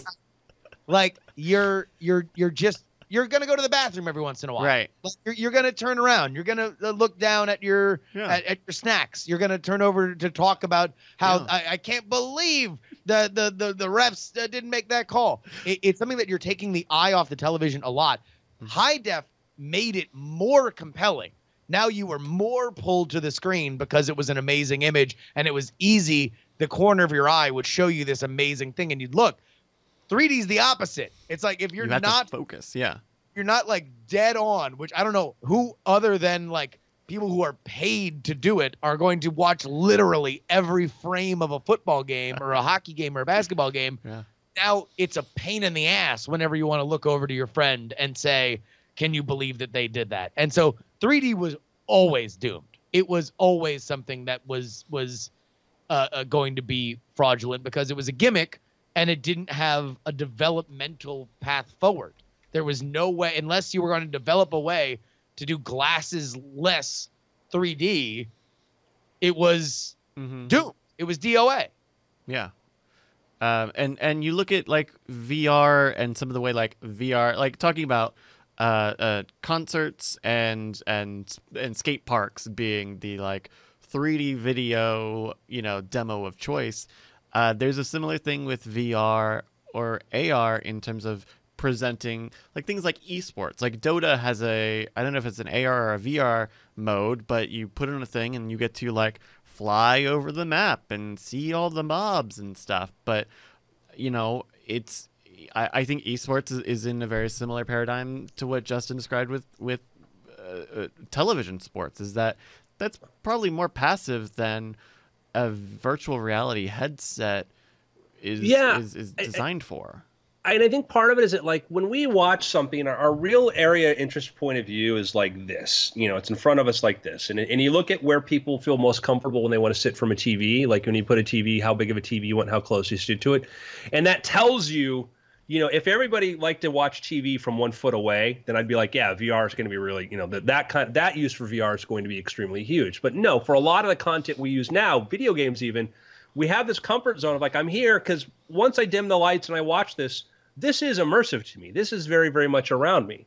I think that when we're able to make VR experiences way more sophisticated than they are now and the hardware less intrusive, like I've done the Void and other stuff, and those things are cool, but you're very conscious of the fact you've got a bunch of heavy gear on you and it's not something you want to do. But when it's not, and you really feel like you're there, that'll be different.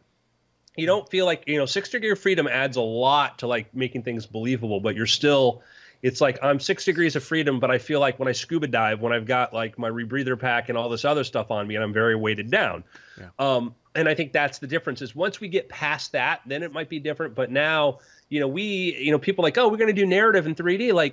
Well, or in VR, it's like, well, here's the thing about narrative is like narrative is a director making choices. If I put somebody in the middle of us and tell you have to decide where to look to capture the story, that's a game.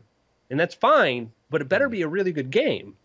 Or you have to have directors who are able to control actions such that you're guided to look in the right direction. Yeah, but now you're making me turn my head and work for it. Where here it's kind of like I'm like I just want to watch this thing, and now I got to work to do this. Which, when I watch TV, I just want to put my head on a pillow and just watch. Yeah, and I don't know how VR will get over the hump of like the standing sitting dichotomy of like some stuff is made for sitting, looking in generally 180 degree range. Some stuff is for standing and some stuff's for flailing and ducking and moving. There's a lot of freedom in the ability to create very different experiences, but that also means that it's not structured and standardized the way the TV or video is necessarily. I think, Bryce, we're going to get to a point where once the technology is pervasive from whatever, it's like, oh, you guys want to go play a tabletop game? We're going to play a tabletop game, and we know we're going to sit in front of a table and maybe in different locations. We're going to play a tabletop game. We're going to do this. Oh, you guys want to go do, some immersive thing? Like, oh, cool. We can do it. We can, network, and then we can in our houses, we can do this cool exploration thing. I think for the full VR experience, I think we need to go a lot further as far as the hardware and being able to create something that's, lets you stand in place or walk or whatever and experience it.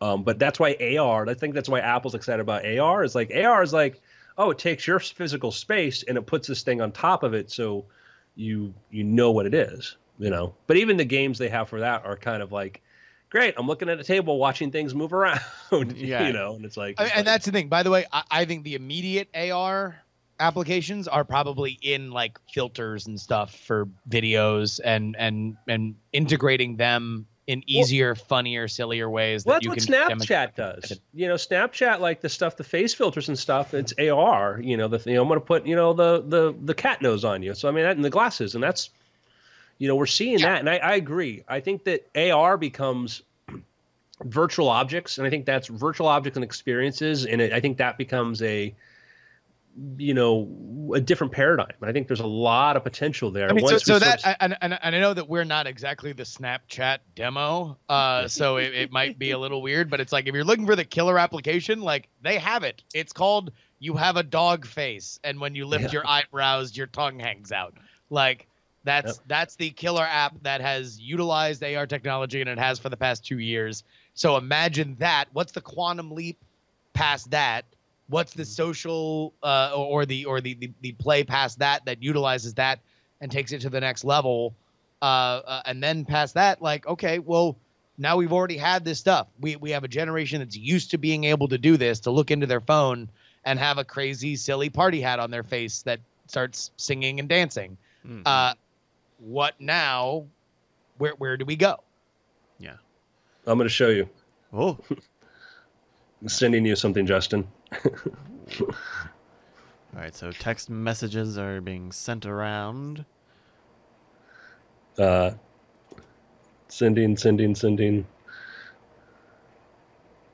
We'll cut all this out. This is great. Yeah, No, no worries. just leave this in. This is the suspense. This is the suspense. Open Bayou, as far as 3D goes, look, it was, is, and will forever be remembered as a cynical cash grab by television producers. Boom. Which wouldn't be the first one. No. It's, nobody knows the shape of things. People try a bunch of different things, and sometimes Hold on, somebody wait a minute. I gotta hold on. I got an urgent text message. Oh. Let's see. He's looking at his phone.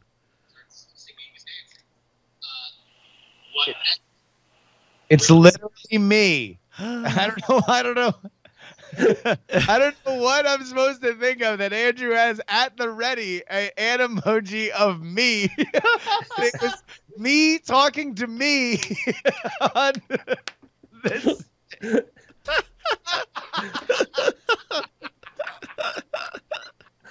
I'll tell you what, man. Those Animoji are really cool. They create I haven't one. made an Animoji of me, and I just got me talking to me via Animoji. That's Oh it. my god.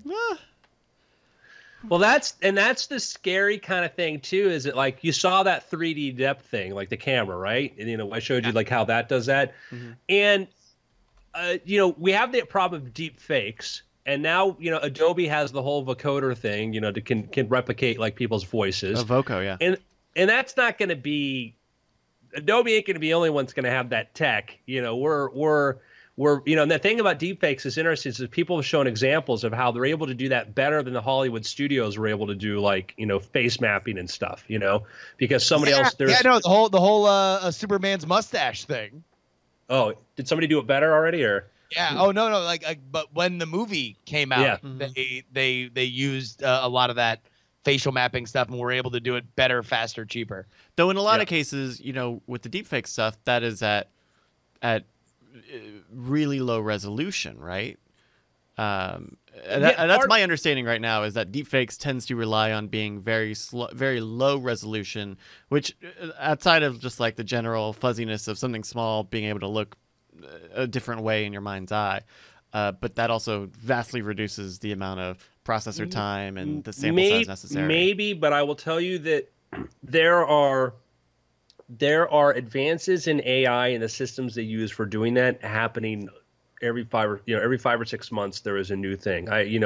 We've gone from GANs. There's now augmented random search, ARS, which is like another I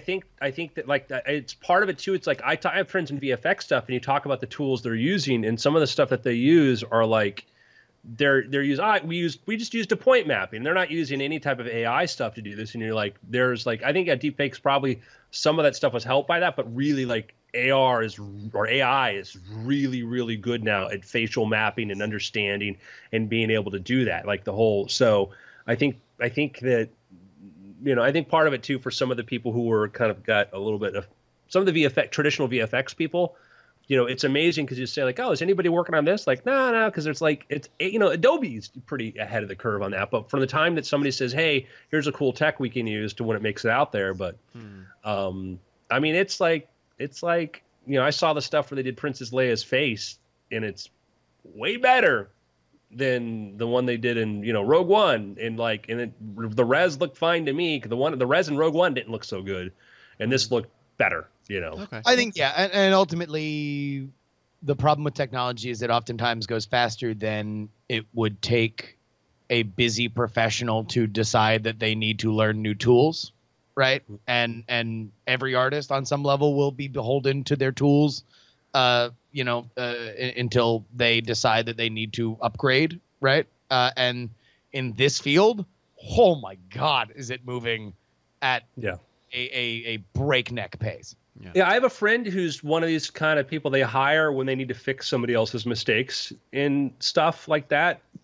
And he knows the tools and stuff, but it's like, I know he's going to use, the keyframe tools and these things like this, and he's got a better eye for that, and he's going to break it down into, go from 60 to 120 frames. He's going to do some other things to sort of, the other people wouldn't do in a traditional pipeline to do it, but I get it. But it's like you start talking about some of this, the AI generative sort of stuff, and his eyes glaze over, because it's like, if it's not in his toolbox, if it's not in DaVinci or not in whatever he's using, it's like, it's not, Yeah. in his world. And I've dealt with that talking to law enforcement people about stuff about we talked to our experts and we were not able to get the data from this. And it's like, have you asked about wavelet analysis? And they don't even know what that is. It's like, all right, never mind. Meanwhile, people in the NSA or whatever are doing it. But anyhow. Sure. But when you have someone who is in that position of being, I don't know, some version of a craftsman, what they're going to keep up with are the things that they know and the advancement of those things, and not these outside because you get burnt on the new promise of AI is going to solve face painting, Well, and also like you get the resistance, like when Pixar first went to talk to Disney animators and said, "Hey guys, we've got this really amazing way we can change your workflow and everything like this." These guys holding their pencils, sitting over their drawing tables are like, "You want us to use computers? Not going to happen." And they pushed away. They pushed it out. They said, "No, we're not going to work with this." Decade before, you had with non-linear editing, the Avid systems and stuff, and people who cut film. They're like, "Hey, we got this new way to do this using computers and stuff." And film editors are like, "No, I use a Keynote. I mean, I use I use tape. This is how you edit film. This is how you edit. I can see the frames up close. I can get close. This is a low res thing. I'm sorry." And they resist it because, one, it's like you're telling somebody, "Hey, you got to retrain and learn this entirely new skill," and you come up with a lot of reasons to say, "I don't need to." And next thing you know, you're out of work. And if you have a certain level of proficiency in say tape editing versus using an NLE, then all of a sudden, if someone's asking you to use a digital workflow, you don't know if this is a tool you don't know. You suddenly there's an insecurity of being like, "Oh, I don't know how to solve these problems. I don't know how to be able to answer these questions.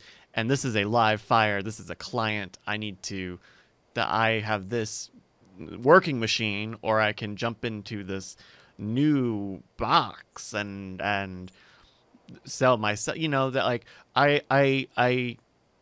I can sympathize with both viewpoints on that. Oh yeah, no. I think this is just part of being a professional, right? Is you get attached to stuff, and sometimes it matters and sometimes it doesn't. But if you're in a technical capacity and things are moving as fast as they're moving now, then you are risking not being on the wrong side of that continental drift. Yeah. Y'all want to do picks? Yep. Yeah, let's do picks. I have a pick. Okay, this is a weird one. I talked about this on Chord Killers last week or the week before. It's called is it Chef and My Fridge? It's someone sent it into the Chord Killers line, and Chef and My Fridge. It's a Korean cooking show. Netflix has a lot of episodes of it now, and it's where they invite celebrities on. They ship their fridge from their homes into the studio and use the ingredients that are in their fridges for these chefs to make meals, and they then there's a small competition segment to it. It's really weird, and it's another one of these like sort of flipping the formula on what a competition show is, or what a celebrity involved show is, or what a cooking show is. You know, the first episode of these that I had watched, the first half hour was just them like farting around, talking with the like 8 chefs who at any given time can be cooking something before they even invited the celebrities into the studio. You know, there's a very like almost like a late night element to it, just very sociable, which is, you know, very similar to like a panel show, if you know the idea of like a panel show. But what I enjoyed about Chef in My Fridge is it reminds me a lot of Nailed It. Do you guys remember Nailed It, which came out this year or last year? Yeah, I'm familiar with it. I never watched it, but that was where bad cooks had to try to do really complicated things, and it was kind of a positive celebration of trying and failing. Yeah, it was always laughing with you and not at these chefs, because it's very clear like they don't know what they're doing. They don't know what they're doing. But it's an even playing field, and it's a very similar thing here in that you have really accomplished chefs doing the cooking here, and so when but they rib each other, and it's a very like jovial atmosphere, and that's refreshing to see, because so much of cooking competition and reality competition shows is very serious and very dramatic, and it really matters who wins and loses. Where here it's like, well, if you win, we'll put a little star on your jacket, and you'll be the guy who has stars on his jacket. There's something about the idea of lowering the prize to that, which then makes it less, you know, you're less concerned about, you know, the outcome, you know, like, hey, oh, anyway, it's fine. It's not about that, you know, where if you make the prize really big, then it changes sort of the spirit of competition. Who wants to come on, you know, compete? And that, you know, I think that's, right. You know. And you're right, because it's suddenly not about prize money at all. This show, it's about being funny and doing good cooking, and you know what they get out of it is the ability to say, oh yeah, I took a bunch of random stuff out of a fridge and made something really cool in 15 minutes, and these celebrities said my food was good, and that's the trade-off there. But yeah, it brings the tension much lower. And that's an interesting thing to watch. So that's Chef and My Fridge. They have a bunch of episodes on Netflix right now. Cool. My pick is so I've been working on this 1960 podcast. I'm coming to the end of my research phase. This is Seymour Hersh's The Dark Side of Camelot. So this is obviously a book that is delving into the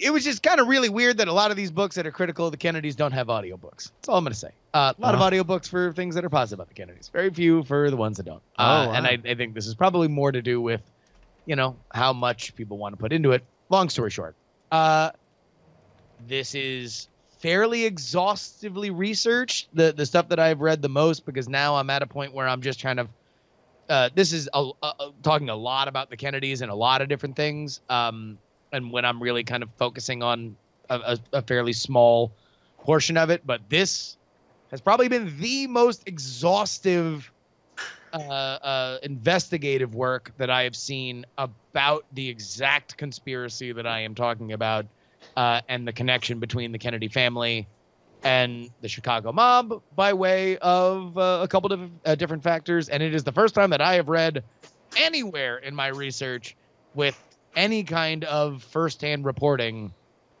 about meetings between Joe Kennedy and Sam Giancana, when it happened, where it happened, like kind of stuff. So Sam Giancana being the head of the Chicago mob.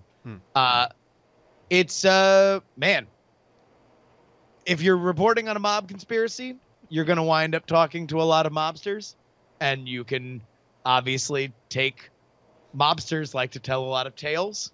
They like to exaggerate things. So There's a lot of, take it with a pinch of salt to a lot of, I think, mob stories in general that, hey, I met with Joe Kennedy and he asked for a favor can very often turn into, and then we also we tried to take down Fidel Castro, and then we also shot Bobby Kennedy, and then we also shot JFK.